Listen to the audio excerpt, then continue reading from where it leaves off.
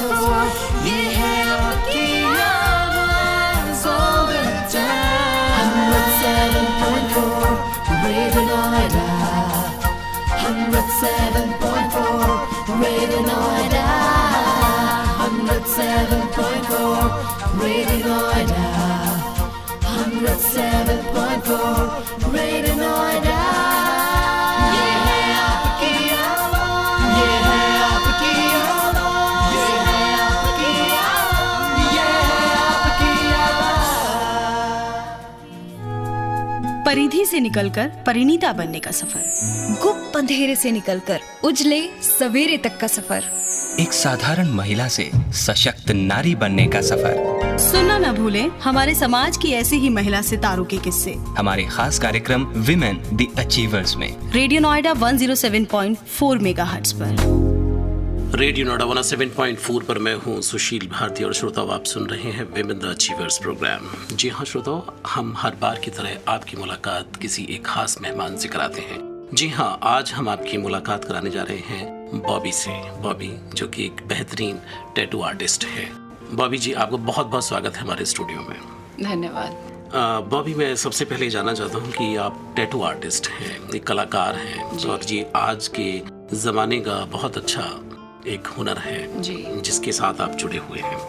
हम थोड़ा सा आपकी इस यात्रा को समझना चाहेंगे कि ये यात्रा कहाँ से आपकी शुरू होती है। टैटू की यात्रा मेरे एक दोस्तों के साथ गए हुए ट्रिप से शुरू होती है। हाँ जी। कुछ फीमेल दोस्तों के साथ में मैं गोवा घूमने गई थी और हमें सबको टैटू करवाना था और हम एक फीमेल आर्टिस्ट ढूंढ रहे थे क्योंकि सब मेजॉरिटी हम लड़कियां थे तो हमें फीमेल आर्टिस्ट चाहिए था। तो गोवा जैसी एक टूरिस्ट प्लेस में हमें एक फीमेल आर्टिस्ट नहीं मिली जहाँ पे टैटू का मार्केट लगा हुआ है। तो वही हमने डिसाइड करा, हम डिस्कशन में थे कि ऐसा क्यों है कि फीमेल आर्टिस्ट नहीं है ऐसे प्रोफेशन में। तो वो डिस्कशन है, वो ब्रेनस्टॉर्मिंग डिस्कशन से हम कंक्लूजन पे निकले कि हमें सीखना चाहिए और ये प्रोफेशन अच्छा प्रोफेशन है जिसमें से 3-4 लोगों ने डिसाइड करा कि हम साथ में सीखेंगे और साथ में ऐसा कुछ करेंगे। सब बैकआउट हो गए और मैं ही रह गई और मैं सीखना चाहती थी और आर्ट में बचपन से ही करती आई हूँ, अलग अलग तरह की पेंटिंग स्केचिंग करते आई हूँ। सो एक आर्टिस्ट तो ऑलरेडी था ही। तो मैंने रिसर्च करा और सोचा कि ये सीखना चाहिए। बहुत ही रिसर्च करी, टुक्स मी मतलब मुझे महीने लगे इसको रिसर्च करने के लिए और जानने के लिए इस प्रोफेशन के बारे में। और फिर मैंने डिसाइड करा मैं सीखूंगी और मैं दिल्ली आई और मैंने सीखा इसको।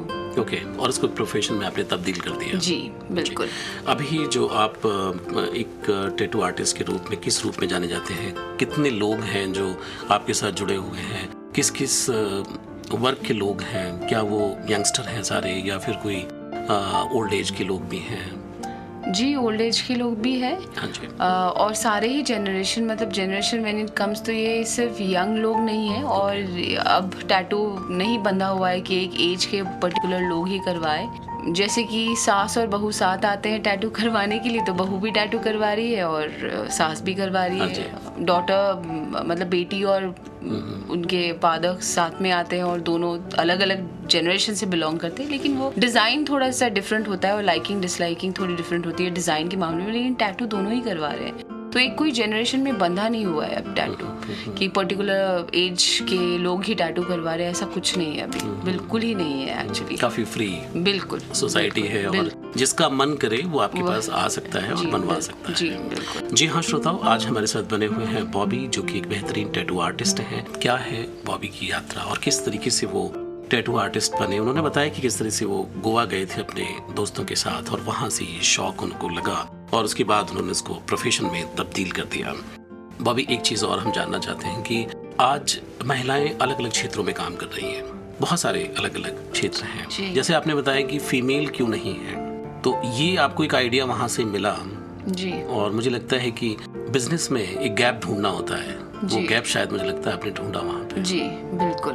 तो ये जो डिसीजन आपका था बहुत अच्छा था या कहीं कोई रिग्रेशन रहा? नहीं, कोई रिग्रेशन नहीं है मुझे, एक्चुअली बहुत ही अच्छा डिसीजन था और वो हॉलीडे मेरे लिए बहुत ही लाभदायक रहा एक्चुअली। बहुत ही सेफ और बहुत ही आर्टिस्टिक काइंड ऑफ प्रोफेशन है ये। हाँ जी। और एक हर औरत में एक आर्टिस्ट छुपी होती है, मैं बिलीव करती हूँ, क्योंकि मिनिमम खाना बनाना भी एक आर्ट है जो हर औरत कर लेती है। घर को सजाए रखना भी एक आर्ट है जो हर औरत कर लेती है। तो एक आर्टिस्ट तो हर औरत में छुपी होती है, बस उसको पॉलिश करके निकालना होता है, मतलब पहचानना होता है खुद को। बस वो एक जरिया चाहिए हमें और एक रीज़न चाहिए, बस वो आ जाता है हमें, वो आर्टिस्ट उभर के आने लगता है। बिल्कुल आपने कहा कि पॉलिश करना होता है उसको, तो कई लोगों को बहुत ही सौभाग्यशाली होते हैं, फॉर्चुनेट होते हैं कि जिनको पॉलिश करने के लिए फैमिली सपोर्ट होता है। बॉबी के साथ किस तरह का सपोर्ट था इस प्रोफेशन को खड़ा करने के लिए? खुद का डिटर्मिनेशन ही मेरा सपोर्ट था और कोई नहीं था, कोई भी नहीं, ना फैमिली ना ही दोस्त, कुछ भी नहीं था ऐसा कि किसी ने सपोर्ट किया, ना ही फाइनेंशियली और ना ही किसी डिसीजन को लेने के लिए या किसी डिस्कशन के लिए भी कोई नहीं रहा है एक्चुअली मेरी एंटायर लाइफ में। और वैसे ही इस प्रोफेशन में भी मतलब सिलेक्ट करने के लिए या क्योंकि एक चीज़ की पढ़ाई करनी है तो आपको फाइनेंशियली एक बैकिंग होनी चाहिए, आपको वो फीस भरनी पड़ेगी या बहुत सारी चीज़ें आ जाती हैं जो मुझे किसी ने सपोर्ट नहीं करा। मैंने वो अर्न करा है खुद ही, वो जितना पैसे होता है फीस का उसको देखा और फिर कितना टाइम लगेगा वो टाइम को डिसाइड करके मैंने वो एक्चुअली खुद अर्न करा है, खुद आई हूँ, खुद सीखा है, बिल्कुल भी किसी का सपोर्ट नहीं था मुझे। कहना चाहिए खुद ही मेंटर हैं अपने। जी बिल्कुल, खुद ही मेंटर हूँ लाइफ, अगर हाँ बिल्कुल ही खुद मेंटर हूँ मैं अपनी लाइफ की। ओके जी।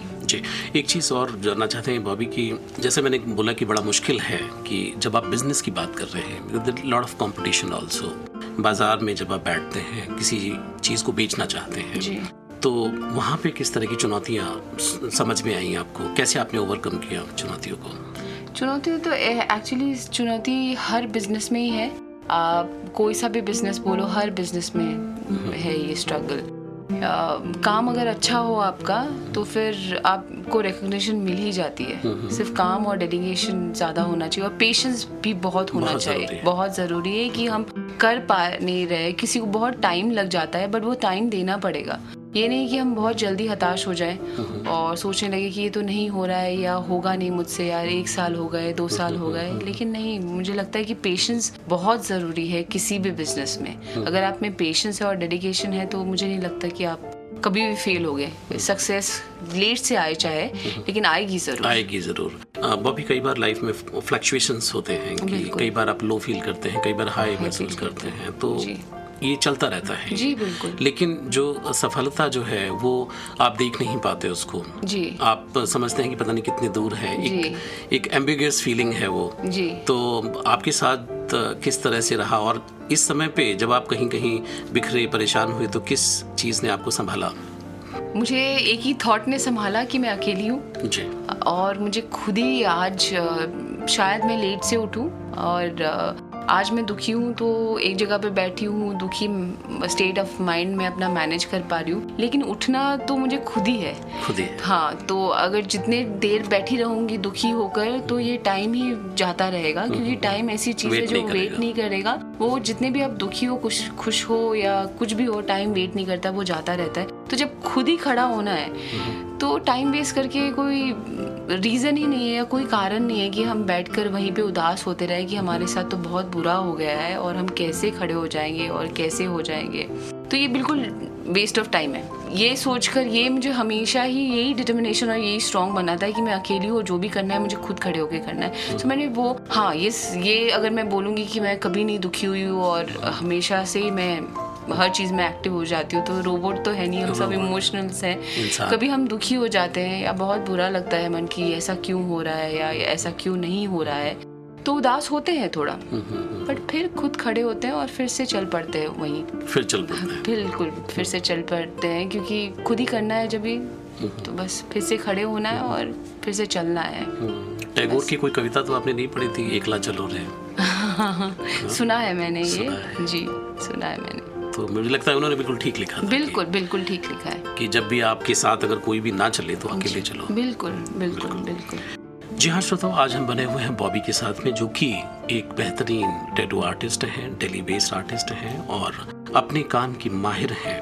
बॉबी, हम जानना चाहते हैं कि आपकी जो शुरुआत है, ये तो आपका एक पक्ष है कि ठीक है कि आपने एक प्रोफेशन को अपनाया और आज आप स्टैंड हैं, लेकिन कई बार कहानी के पीछे भी बहुत सारी कहानियाँ होती हैं। तो आपकी शुरुआत कहाँ से हुई, कहाँ के आप रहने वाले हैं, और थोड़ा सा हमारे लिसनर ये जानना चाहेंगे, वो इसलिए कि लोग समझें कि जीवन जो है वो सबके लिए इतना आसान नहीं है। जी, मैं आसाम से हूँ, north east part of India से, और मैं असमीज हूँ।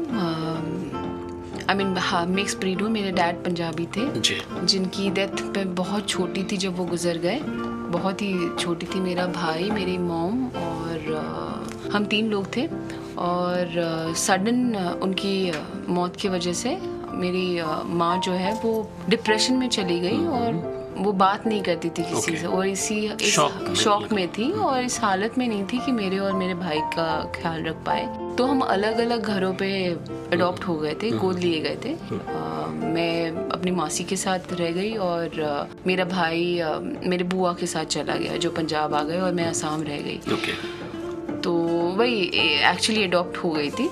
तो उसके बाद में बिल्कुल ही अलग होती है ज़िंदगी जब आप अपने माँ बाप के घर पे नहीं होते हो। जितना भी प्यार मिले या जो भी हो, जो कि मिला मुझे, लेकिन ज़िंदगी बहुत अलग होती है, बहुत स्ट्रगल होता है। हर छोटी चीज़ में आप अपने आप को सप्रेस करते हो, अगर दुखी भी हो तो भी नहीं बता पाते। बहुत ज़्यादा सप्रेसिव लाइफ होती है एक्चुअली। और क्योंकि मैं एक मांगलिक हूँ तो मेरी बहुत ही अर्ली शादी करा दी गई। मैं 17 की थी जब मेरी शादी हो गई, और जिनसे शादी हो गई थी मेरी वो 16 साल बड़े थे मुझसे, मेरी एज में। तो एक जनरेशन गैप हो जाने की वजह से एक बातचीत भी सेम टॉपिक पे नहीं हो पाती है, और बहुत ही अर्ली एज में मुझे 2 बच्चे भी हो गए। मैं 19 ईयर्स की थी जब भी मुझे मेरा सेकंड सन हो गया। उसके बाद में अनबन और प्रॉब्लम्स बहुत ज़्यादा थी शादी में, हमेशा से ही थी वो बहुत ज़्यादा। तो स्ट्रगल जा रहा था मेरे मैरिड लाइफ में, और जो भी मैं इस मैरिज से बाहर निकली, और इसमें भी मेरा किसी का सपोर्ट नहीं था ये, क्योंकि एक पर्टिकुलर ऑब्वियसली अर्ली शादी आप करा रहे हो तो मतलब आप नहीं रखना चाहते किसी को घर पे, तो फिर आप वापस वो अपनी जिम्मेदारी से हटना चाहते हैं। तो फिर आप वापस वहाँ नहीं जा सकते। तो इन शॉर्ट मेरे पास जगह नहीं थी जाने के लिए, लेकिन ये पता था कि बहुत स्ट्रगल है और क्या करना है, बिल्कुल ही क्लूलेस फील करती थी तब। लेकिन कुछ करना था ये पता है मुझे, क्योंकि इर्द गिर्द लोगों को देखती थी पढ़ाई करते हुए या कुछ बनते हुए, ठीक है, तो वैसे ही बिल्कुल ही लाइफ गुजार नहीं देना चाहती थी, यू नो, सप्रेस होकर या डांट खाकर एक ही फर्नीचर की तरह खुद को एक बिहेव करके ऐसी ज़िंदगी बिताना नहीं चाहती थी। बिल्कुल ही जैसे कभी दिन चले जाते थे बहुत जब मैंने किसी से बात नहीं करी होती थी, किताब उठाती थी और पेन से लिखने लगती थी, जो भी फीलिंग आती थी या बुरा लग रहा था अच्छा लग रहा था लिखने लगती थी, क्योंकि बहुत दिन जाते थे कोई मुझसे बात नहीं कर रहा होता था वहाँ पे। तो ऐसे गुजरा है मेरा मैरिड लाइफ। और उसके बाद में मैं जो भी बहुत टाइम लगा मुझे उससे निकलने के लिए, बट अब तो 6 साल हो गए हैं मुझे शादी से निकले हुए, तो निकल गई मैं उस शादी से। शादी से निकलने के बाद में कुछ एक जो विमेन के सामने जो सबसे बड़ा जो समस्या होती है किसी भी महिला के साथ में कि वो क्या करेगी आगे, पैसे कहाँ से आएंगे, जी, 2 बच्चे भी हैं, जी, घर कैसे चलेगा, जी, अपने जीवन का क्या होगा, जी, तो कुछ सोचा होगा आपने? जी, क्योंकि मैं कॉन्वेंट से पढ़ाई करी है मैंने 12th तक, तो मेरी लैंग्वेज अच्छी होने की वजह से मैं इंग्लिश पढ़ा पाती थी। तो इनिशियली मैंने ट्यूशन्स करे हैं बहुत ज़्यादा। मैं जब अपने घर से मूव आउट करा, मैंने अपना बेटा मेरे साथ था, तो मैंने ट्यूशन्स करे, ट्यूशन कर करके पढ़ाई फिर से शुरुआत करी, और उसके बाद पढ़ाई करते करते मुझे जॉब भी ऑफ़र करी, मतलब जॉब मैंने ढूंढी और मैं एक स्कूल में पढ़ाने लगी, एज इंग्लिश प्राइमरी सेक्शन में पढ़ाने लगी, और उससे मैं भी पढ़ रही थी एक्चुअली। तो वो मैंने कुछ साल मैं as a teacher convent school में एज अ टीचर थी, पर जैसे ही मेरी एजुकेशन थोड़ी बढ़ती गई तो मेरा वो प्राइमरी सेक्शंस में मैं हायर सेक्शन पे आ गई पढ़ाने के लिए, एक सब्जेक्ट टीचर बन गई थी इंग्लिश में।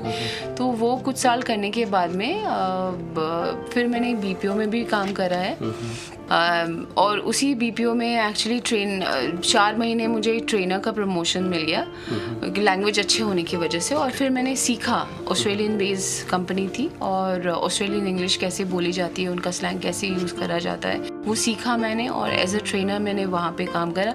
ये जब पढ़ाई ट्रेनिंग और सब कुछ चल रहा था, इसके बिल्कुल ही साथ साथ डिवोर्स, पैसों की प्रॉब्लम, तबीयत खराब, बहुत साथ बहुत सारी चीज़ें चल रही थी। तो वही मैं रुक नहीं गई कि मेरे साथ बहुत प्रॉब्लम हो रहा है या पैसे नहीं है, कभी बहुत सारी चीज़ें, घर का रेंट देना है, जैसे एक छोटे कमरे में रह रही थी मैं अपने बेटे को लेकर, उसका रेंट दे रहे हैं, ऐसी बहुत सारी चीज़ें होती थी कि तबीयत अगर ख़राब हो गई तो एंटीबायोटिक या डॉक्टर का फीस बहुत ज़्यादा लगने लगता था, जो अब फील नहीं होता है, लेकिन तब बहुत ज़्यादा लगता था कि अगर बीमार हो गए तो खुद ही केमिस्ट से जाके दवाइयाँ खरीदने की कोशिश करती कि डॉक्टर का फीस बच जाए। ऐसे भी फेस देखे हैं मैंने लाइफ में, लेकिन मैं रुक नहीं गई हूँ वहाँ पे, साथ साथ वो चलता गया और मैं ओवरकम कर चुकी हूँ। मतलब बहुत ही टाइम लगा, बट मैंने ओवरकम किया हर चीज़ को अकेले, बिल्कुल अकेले। जी हाँ, बात घूम फिर के आती है कि अकेले ही जीवन की जो गाड़ी है वो आपने चलाई, और आपने बहुत खूबसूरत तरीके से कहा कि रुक नहीं गए, निरंतर जो है वो आप चलते रहे। और मुझे लगता है कि नेचर का भी जो नियम है वो यही है कि रुकना नहीं है, और वो समय के साथ जो भी समय हो वो निकाल लीजिए और चलते रहिए। कोई ना कोई स्ट्रेंथ व्यक्ति की ज़रूर होती है, और वो आपकी स्ट्रेंथ जो थी वो इंग्लिश भाषा थी, जो जिसकी वजह से आपने अपने गाढ़े समय में, उस कठिन समय में देखा कि मैं क्या कर सकती हूँ। जी हाँ श्रोताओ, इस तरह के बहुत सारे लोग हैं, जब इस तरह की उलझनों में, परेशानियों में जब वो उलझ जाते हैं तो कहीं ना कहीं एक उम्मीद की किरण ज़रूर नज़र आती है। बॉबी के साथ भी कुछ ऐसा ही हुआ।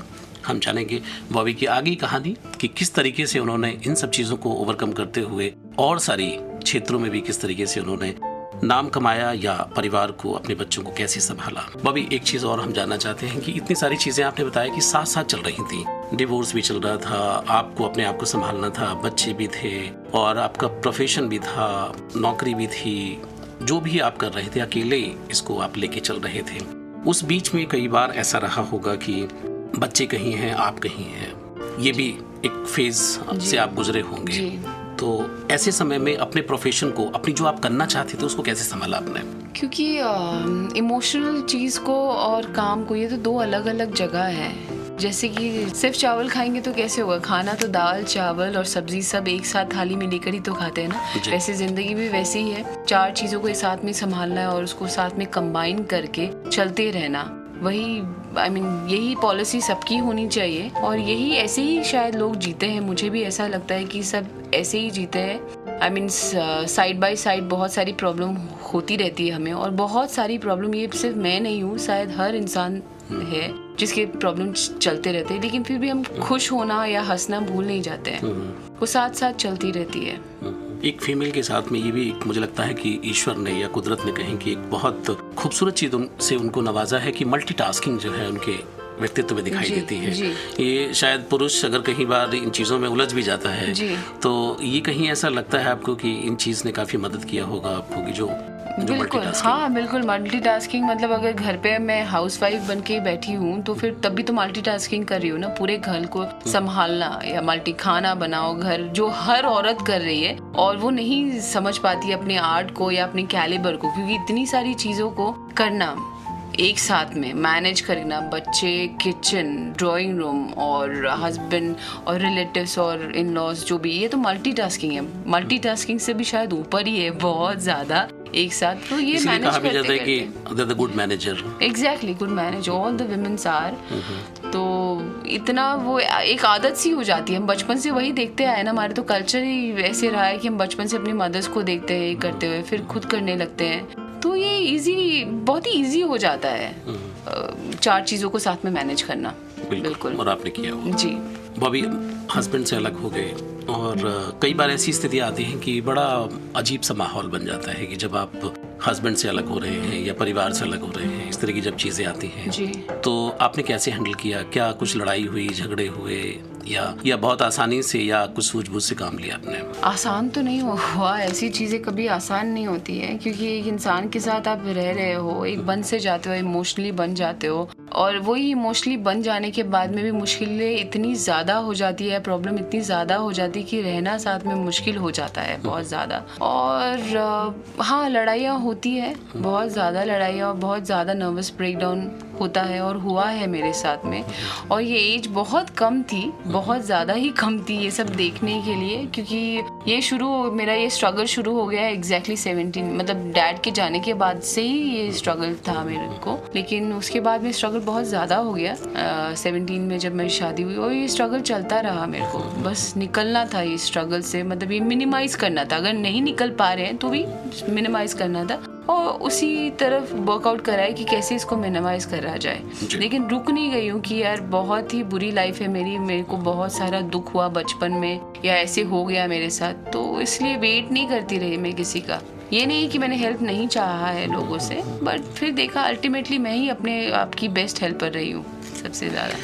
बॉबी, आपकी जैसी बहुत सारी लड़कियों की कहानी है, वो उस जीवन से बाहर आना चाहती हैं, कुछ करना चाहती हैं, लेकिन कई बार ये भी होता है कि जब डिवोर्स होता है तो पैसे को लेकर के भी बातचीत होती है। डिवोर्स में बहुत सारी चीज़ें आती हैं, संबंध खराब हो जाते हैं जी। तो हम जानना चाहेंगे कि आपके संबंध अभी कैसे हैं? बिल्कुल बहुत ही अच्छे हैं, क्योंकि मैंने पैसे को लेकर लड़ाई नहीं करी, मैंने डिवोर्स में कोई एलिमनी नहीं मांगी है जी। क्योंकि पैसे तो कमाए जा सकते हैं, जो मैं कमा लूँगी या कमा रही हूँ, तब मैंने सोच लिया था कमा लूँगी, क्योंकि पैसे के लिए लड़ते अपनी भी एनर्जी आप खराब करोगे, दूसरे की भी एनर्जी खराब करोगे, अपने आप को बुरा बनाओगे, दूसरे को भी बुरा बनाओगे। और प्लस मेरे बच्चे, मतलब एक इंसान से मेरे 2 बच्चे हैं, तो वो पैसों के लिए लड़ाई नहीं कर सकती थी मैं। पैसों के लिए लड़ाई नहीं करी थी मैंने, बिल्कुल भी नहीं करी थी एक्चुअली, मांगे ही नहीं है मैंने कोई भी एलिमनी।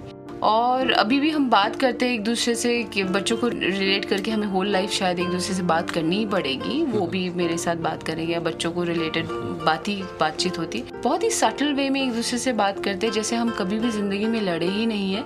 बिल्कुल वो कलीग वाला जो एक रिलेशन होता है, किसी रीजन से हम बातचीत कर रहे हैं, बिल्कुल वैसा रिलेशन उस तरह का। हाँ बिल्कुल। बच्चे साथ रहते हैं आपके? नहीं, वो हॉस्टल में है दोनों।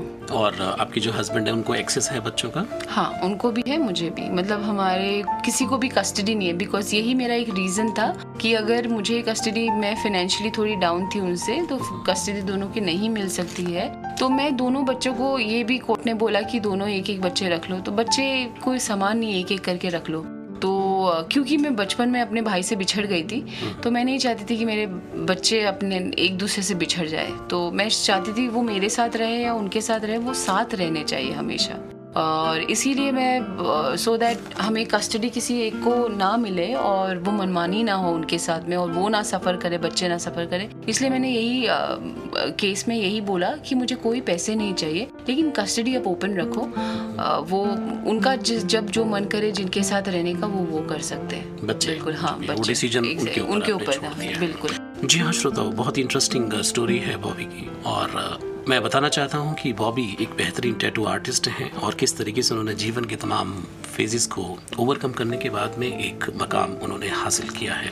आप सुन रहे हैं रेडियो नोएडा 107.4 पर विमेन द अचीवर्स प्रोग्राम। आप अगर कुछ और प्रश्न हमसे पूछना चाहते हैं तो जरूर आप हमसे प्रश्न पूछ सकते हैं, लिख सकते हैं। हमें ईमेल का पता मैं बताना चाहता हूँ आपको, info@radionoida.fm। आप अगर मुझे व्हाट्सअप करना चाहें तो व्हाट्सअप भी कर सकते हैं। हमारा व्हाट्सएप नंबर है 9582751074। बॉबी, एक चीज और हम जानना चाहते हैं कि एक मकाम हासिल करना आज के समय में थोड़ा मुश्किल है, क्योंकि कंपटीशन भी है, आसान भी है, मुश्किल भी है जी। सफल हो जाते हैं लोग, अपना जीवन भी चला ले जाते हैं, लेकिन एक अचीवर बनना, कुछ अचीव करना, तो हमें लगता है कि आपकी जो स्टोरी है जिसमें किसी का साथ नहीं है लेकिन अपने बलबूते पर आपने कुछ अचीव किया और आप खुश हैं, ये क्या चीज़ है जो आदमी को अचीवर बनाती है? डिटर्मिनेशन अगर बहुत ज़्यादा स्ट्रॉन्ग हो तो वही आपको बनाए रखता है, कायम रखता है, आपको सारे स्ट्रगल्स में और सारे अप्स एंड डाउन्स में बनाए रखता है एक्चुअली। और यही determination is the key point.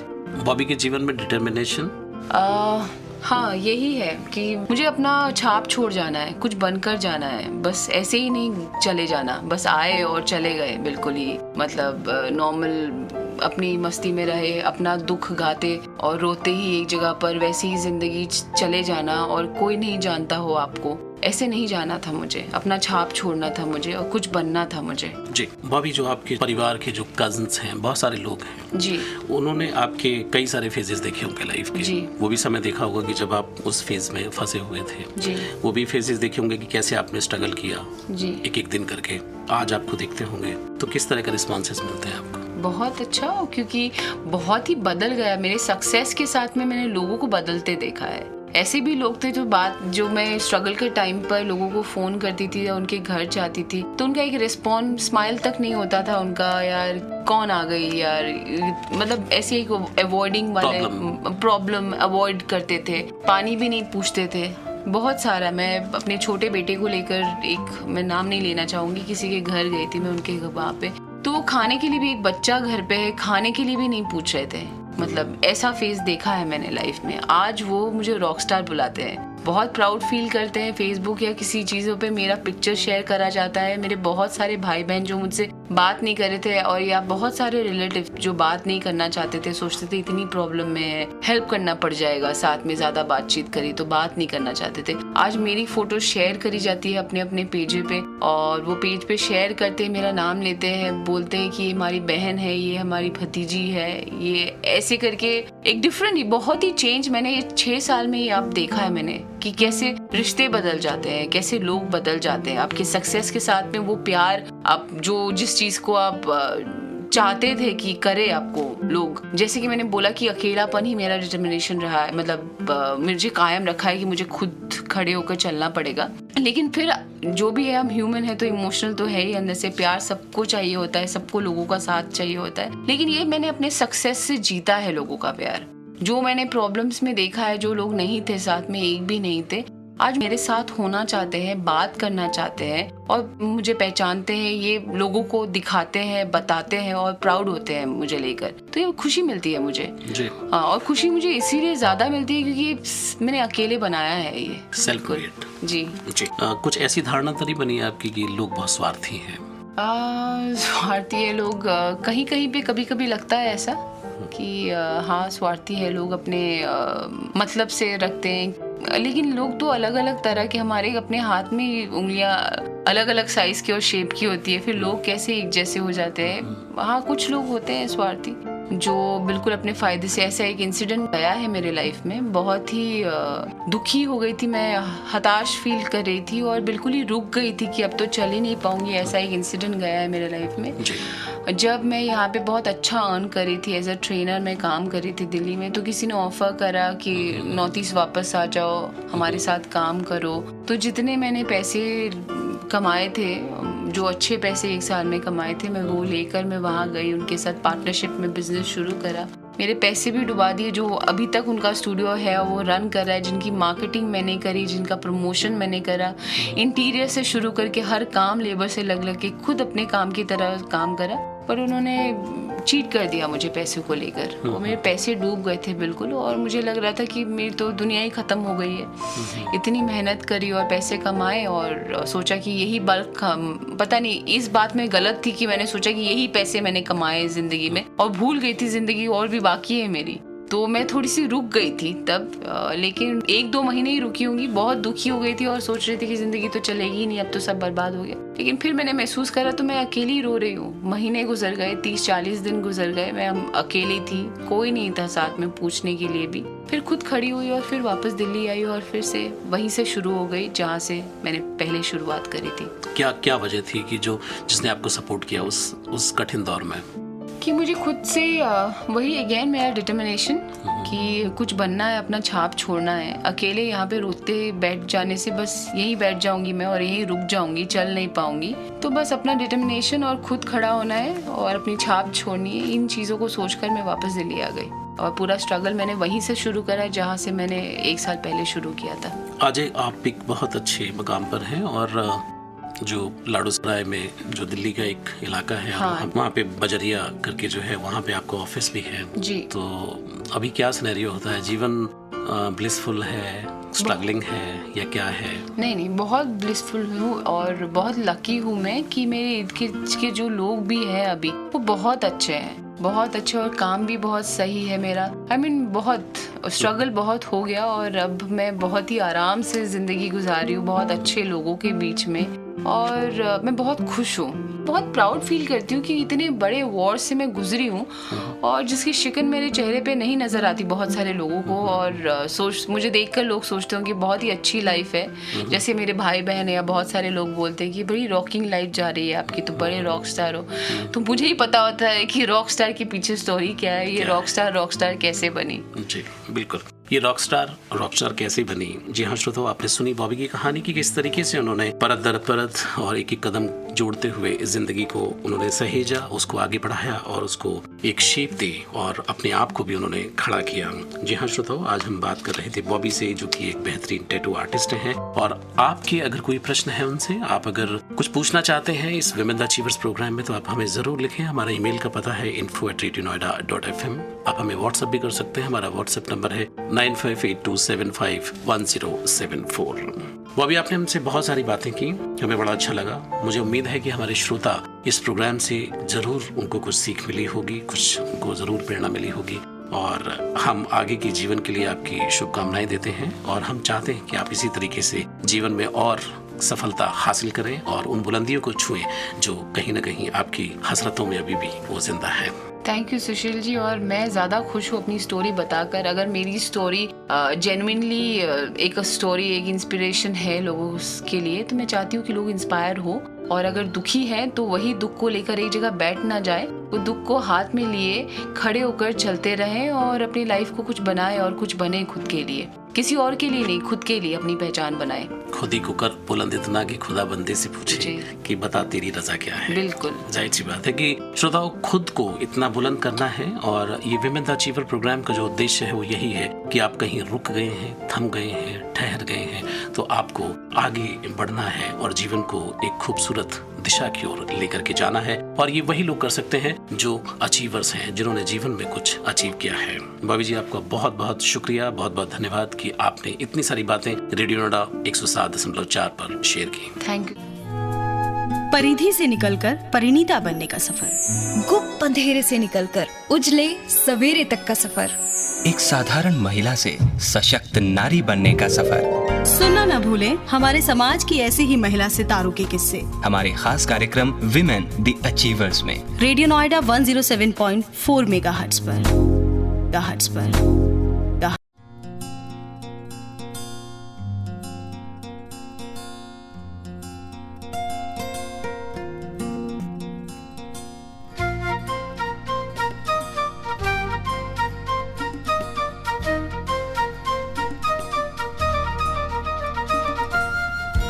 In the morning at noon, in the evening into the night. Yeah, आपकी आवाज़ 107.4.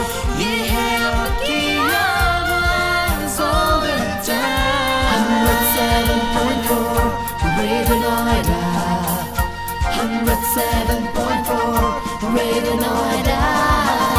107.4 Radio Noida.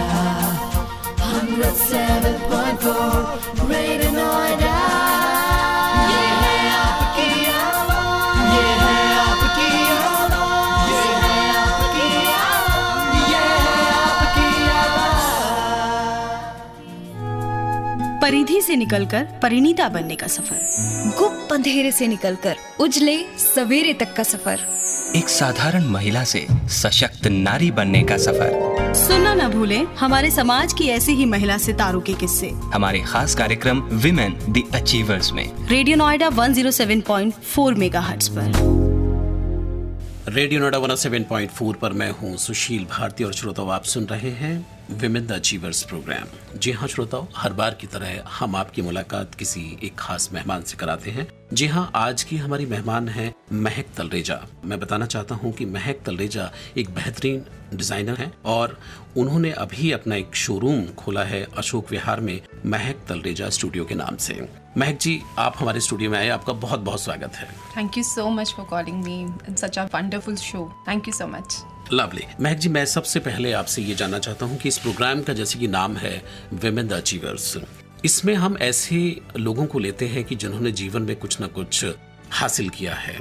आपकी छोटी उम्र में शादी हो गई और उसके बाद आपने एक समय गुजारने के बाद में अपने शादीशुदा जिंदगी में और फिर आपको लगा कि मुझे कुछ करना चाहिए जीवन में, तो वो क्या पल थे, क्या संघर्ष था, क्या चुनौती थी, या ऐसे मजे मजे में हो गया? थोड़ी सी उस यात्रा के बारे में हम चलते हैं वापस। ज़रूर। मज़े मज़े में तो नहीं कहेंगे, it was a struggling time of my life. So मुझे लगता है कि उस टाइम मुझे था कि मैं अपने आप को जज करना चाहती हूँ कि मैं कहाँ स्टैंड करती हूँ। ओके। क्योंकि इतनी तालीम मुझे नहीं मिली, ना मैं ज़्यादा पढ़ी लिखी हूँ, ना मैंने कोई कोर्स किया है। तो मैं सोचती थी कि शायद लोग मुझे सीरियसली शायद ना लें कि मेरे पास कोई डिग्री नहीं है और मैं एक छोटे स्केल पे घर के एक छोटे से कमरे में अपना काम शुरू कर रही हूँ। अच्छा। सो मुझे लगता था कि ठीक है, अगर मेरे अंदर कुछ हुनर है और अगर मैं उसमें 100% देती हूँ अपना, तो ज़रूर लोग उस चीज़ों को रिलेट करेंगे, मेरे काम को सराहेंगे और मुझे भी बहुत कुछ सीखने को मिलेगा लाइफ में। बेसिकली उस टाइम मुझे सीखना था, सीख के कुछ आगे बढ़ना था और शुरुआत मुझे अपने घर से ही मिली कि मैंने अपने घर से ही काम शुरू किया, अपने दायरे में रह के, अपने परिवार के साथ रह के, अपने बच्चों के साथ रह के, धीरे धीरे एक एक सीढ़ी चढ़ के मैंने आज यहाँ तक पहुँची।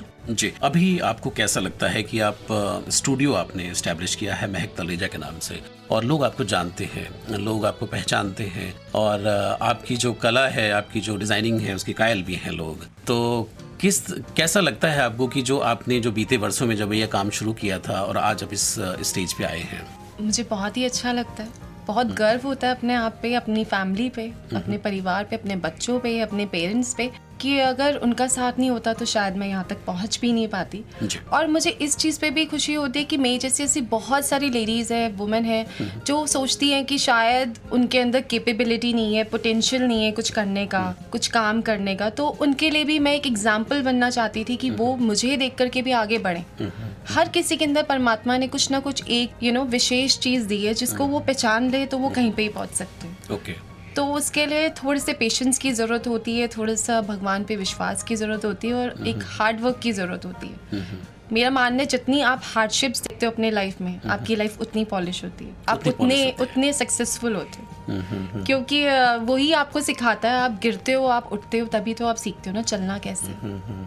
तो ये सब तो बहुत ज़रूरी होता है हर किसी की लाइफ में कि हार्डशिप्स आती हैं तभी आप आगे बढ़ते हो, आपके अंदर जज्बा आता है, आपके अंदर एक यूथनेस बनी रहती है कि हमने आगे बढ़ना है, रुकना नहीं है। सो आज यहाँ पहुँच के मुझे बहुत खुशी होती है। जी श्रोताओं, मैंने भी कहीं ना कहीं सुना था कि जितनी बड़ी समस्या उतनी बड़ी सफलता, और ये सफलता जो है वो तभी डिसाइड होती है कि आप कितनी बड़ी चुनौती को जीवन में धारण करते हैं, चुनौती को लेते हैं, चुनौती को एक्सेप्ट करते हैं। जी हाँ श्रोताओं, आप सुन रहे हैं विमेन द अचीवर्स प्रोग्राम और आज हम बने हुए हैं महक तलरेजा जी के साथ में, जो कि एक बेहतरीन डिजाइनर है। महक जी, मैं एक चीज और आपसे जानना चाहता हूँ कि एक लड़की के लिए बड़ा मुश्किल होता है कि जब आप एक पारिवारिक जीवन आपका है और उसमें एक चुनौती ये भी है कि आप कुछ करना चाहते हैं, वो आपके मन के अंदर कोई बात है कि उसको आप पूरा करना चाहते हैं, तो कई बार ऐसा होता है कि घर परिवार की जिम्मेदारी भी आपको निभानी है, बच्चों की भी जिम्मेदारी निभानी है। तो जो वो पीरियड आपका गया कि जिस समय पे आपने लगातार बहुत सारी चीज़ों को सोचा होगा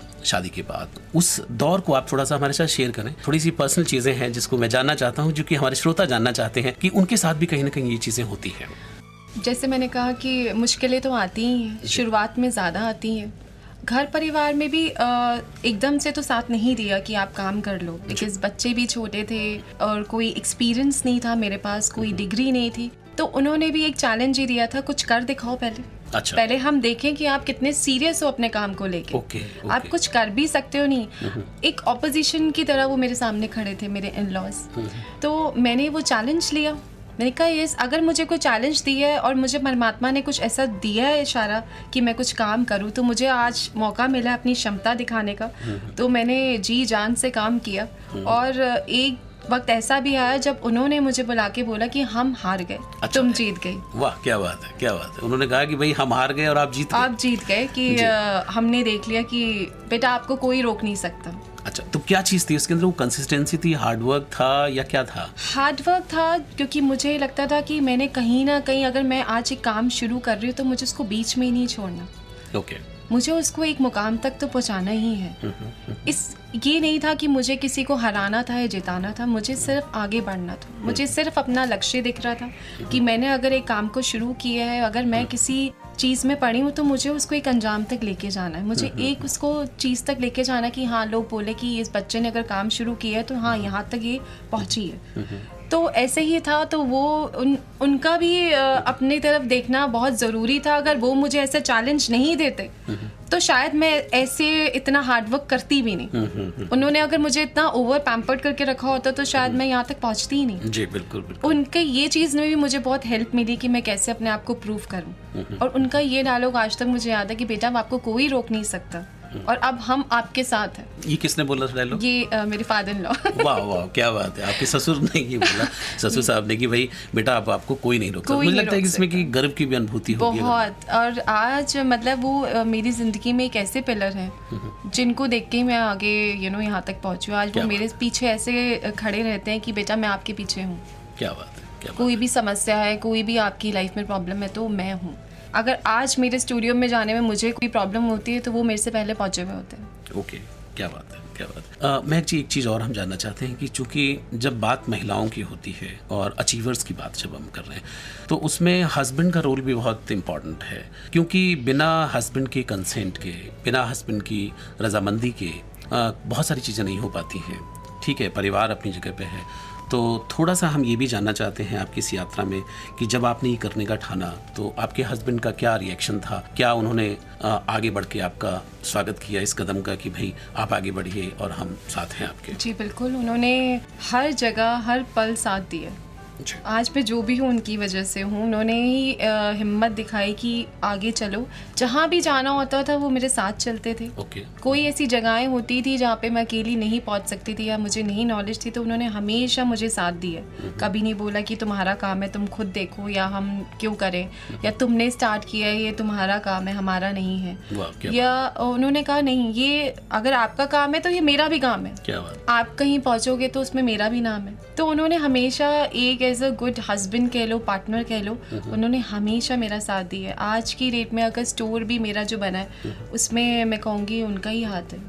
मैं शायद big hearted man, very very big hearted. मतलब मैंने इतना सटल और इतना सुलझा हुआ इंसान अपनी जिंदगी में आज तक दूसरा नहीं देखा। You are lucky. Yes, I am lucky. Yes. जी हाँ श्रोताओ, आज आप सुन रहे हैं महक तलरेजा जी को। मैं बताना चाहता हूँ कि हस्बैंड का सपोर्ट, जैसे कि उन्होंने बताया, कि बहुत ज़रूरी है और हर कदम पर उन्होंने साथ दिया है। ऐसी बहुत सारी महिलाएं हैं जिनको हस्बैंड का सपोर्ट है। अगर आपको सपोर्ट है तो आप ज़रूर आगे बढ़िए। ऐसा ना सोचें कि हम कुछ नहीं कर सकते हैं। अगर महक जी बिना किसी व्यवस्थित ट्रेनिंग लिए बिना अगर अपने काम को आगे बढ़ा सकती हैं, और बहुत ज़्यादा उनकी एजुकेशन भी ऐसी नहीं रही, मतलब एजुकेशन भी आपकी ग्रेजुएशन बीच में ही रुक गई, उसके बावजूद भी अगर आपने ये सिद्ध किया है तो मुझे लगता है कि बहुत सारी और महिलाएं जो हैं वो भी ये पाथ जो है अचीवर का पाथ मुझे लगता है कि अगर कोई भी महिला डिटर्मिन्ड है कि मुझे कुछ जिंदगी में करना है और क्लैरिटी है उनके थॉट्स में, अगर वो बिल्कुल क्लियर है उनके दिमाग में कि उनको ये करना और ऐसे, और अगर वो अपने लाइफ पार्टनर से, अपने इन लॉज, अपने माता पिता, अपने बच्चों से अगर वो खुल के बात डिस्कस करे तो मुझे नहीं लगता कि कोई भी आज की डेट में ऐसा व्यक्ति है जो आपको सपोर्ट ना करे। नहीं करेगा। आप खुद के सपोर्ट पहले हो, पहले आप अपने आप को सपोर्ट करो, बाकी सब आपको सपोर्ट करेंगे। जी, अगर चलना तो आपने है, चलना आपने। तो जो ये सीख जाता है कि कॉन्फिडेंस पहले अपने अंदर होना चाहिए। आपके अंदर कितनी क्षमता, आप अपनी क्षमताओं पे कभी भी डाउट नहीं रखते तो बाकी सब तो आपके साथ हैं।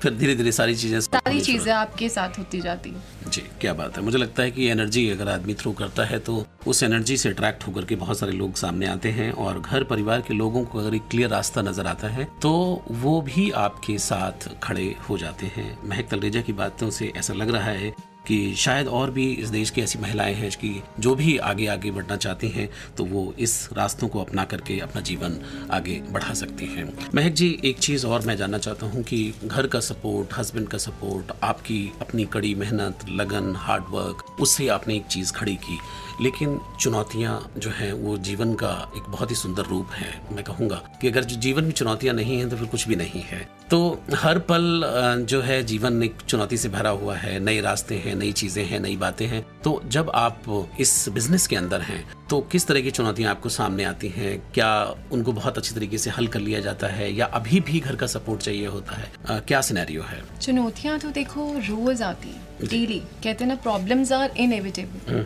आपकी लाइफ में अगर प्रॉब्लम्स नहीं है तो आप कहीं ना कहीं स्टैग्नेंट हो, जी। आप कहीं ना कहीं रुक गए हो। जी जी। तो प्रॉब्लम्स रोज आती हैं, बुटीक को लेके या स्टूडियो को लेके। समटाइम्स वर्कर्स के साथ प्रॉब्लम्स होती हैं, कभी उनका साथ पूरा नहीं हो पाता। बिकॉज मुझे लगता है कि जो ये काम है ये टीम वर्क है, ये सिर्फ मेरे अकेले का काम नहीं है, इसमें मेरी पूरी टीम इन्वॉल्व है। अगर टीम का एक बंदे को भी कुछ प्रॉब्लम होती है तो मुझे लगता है कि हाँ, कहीं ना कहीं हमारा बैलेंस बिगड़ जाता है। तो जैसे मैं विश्वास रखती हूँ पॉजिटिव एटीट्यूड में, मैं बुद्धिज़्म फॉलो करती हूँ। ओके। तो मेरा सुबह यही एक दिनचर्या रहती है कि आज जो भी प्रॉब्लम्स आनी है मुझे शाम तक उसको कंप्लीट करके विक्ट्री रजिस्टर करानी है अपने। ओके। कि मैंने आज इस चीज़ को कैसे ओवरकम किया। आपका एटीट्यूड, आपकी पॉजिटिविटी, ये चीज़ें बहुत हेल्प करती हैं प्रॉब्लम्स को सॉल्व करने में। आपकी अगर लाइफ कंडीशन, आपका अंदर का जो मन अगर जितना स्थिर और शांत रहता है, उतनी आसानी से आप अपनी प्रॉब्लम सॉल्व कर सकते हो। जी। और अगर आप अंदर से ही ठहराव, आप चिड़चिड़े हो, तो आप कोई भी प्रॉब्लम, छोटी भी प्रॉब्लम को आप बड़ा बना देते हो। तो मेरा तो मॉर्निंग में एक स्टार्ट ही रहता है कि मैं अपनी चैंट से अपने दिन शुरू करूं कि मेरी लाइफ में आज जो भी चैलेंजेस आने वाले हैं, ऑब्वियसली वो मुझे कुछ ना कुछ सिखा के जाते हैं। उतार चढ़ाव जो भी है, सब चीज़ों से मुझे बहुत कुछ सीखने को मिलता है। तो आज मैंने क्या नया सीखना है और कैसे उसको ओवरकम करके शाम को अपनी फैमिली के साथ डिस्कस करना है कि ये प्रॉब्लम आई थी, मैंने अपने बिहाफ पे इसको सॉल्व किया। समटाइम्स हाँ, बहुत बड़ी बड़ी प्रॉब्लम्स होती हैं तो I involve my husband. Okay. मैं अपने हस्बैंड की भी हेल्प लेती हूँ, अपने घर वालों की भी हेल्प लेती हूँ कि हाँ आप आइए, आपसे आपके अब आपकी हेल्प की ज़रूरत है। तो वो बहुत ईजिली अवेलेबल होते हैं। ऐसा नहीं है कि वो बोलें कि नहीं आई कांट। तो उनकी तरफ से भी काफ़ी सपोर्ट है। So, मुझे लगता है positive attitude is the best way. जी। आप अपनी कोई भी प्रॉब्लम सॉल्व कर सकते हैं, वेदर वो आपकी पर्सनल है या प्रोफेशनल है। पर्सनल है, प्रोफेशनल है, बिल्कुल ठीक कहा आपने। एक चीज़ और मैं जानना चाहता हूँ कि बीइंग अ फीमेल मेंबर, क्योंकि आपने कहा कि जैसे टीम वर्क है और आपको लेबर से भी डील करना होता है। कई सारे मेल मेंबर हैं, उनकी एजुकेशन इतनी अच्छी नहीं है, उनका एक फीमेल के प्रति जो एक नज़रिया है वो भी एक अलग प्रकार का नज़रिया है। वो बॉसी नेचर नहीं चाहते हैं कि भाई फीमेल हमें कोई ऑर्डर करे, है ना। इस तरह की जो चीज़ें हैं वो भी नज़र आती हैं। तो कैसे हैंडल करती हैं सिचुएशन को? क्योंकि कहीं ना कहीं साइकोलॉजी में या चीज़ों में, बातों में, सोच में अभी भी बहुत सारी चीज़ें हैं और ये चुनौती एक फीमेल को उठानी पड़ती है। ये एक बहुत बड़ी चुनौती होती है। जो इस लाइन में है वो बहुत अच्छे से रिलेट कर सकते हैं कि आप बॉसी बन के आप कभी काम नहीं चला सकते। ओके। ये काम ऐसा है कि आपको हर बंदे की ज़रूरत है। बिना मास्टर के आप कटिंग नहीं कर सकते, बिना हैमिंग वाली के आप फिनिशिंग नहीं कर सकते। So it's a team work. जब हम सोच लेते हैं ये हमारी एक फैमिली है, तो जैसे आप अपनी फैमिली को प्यार से समझ के साथ, हाँ कभी डांटना भी पड़ता है तो आप डांटते भी हैं, तो उसी हिसाब से आप अगर रखते हैं तो वो लोग भी धीरे धीरे आपको समझने लग जाते हैं। ओके। मेरी टीम बहुत पुरानी है, जब से मैं काम कर रही हूँ, जो मेरे साथ काम कर रहे हैं वो उतने ही पुराने हैं। तो इससे आप समझ सकते हैं कि ना वो मुझे छोड़ना चाहते हैं ना मैं उनको छोड़ना चाहती हूँ। हमारा you are a good boss.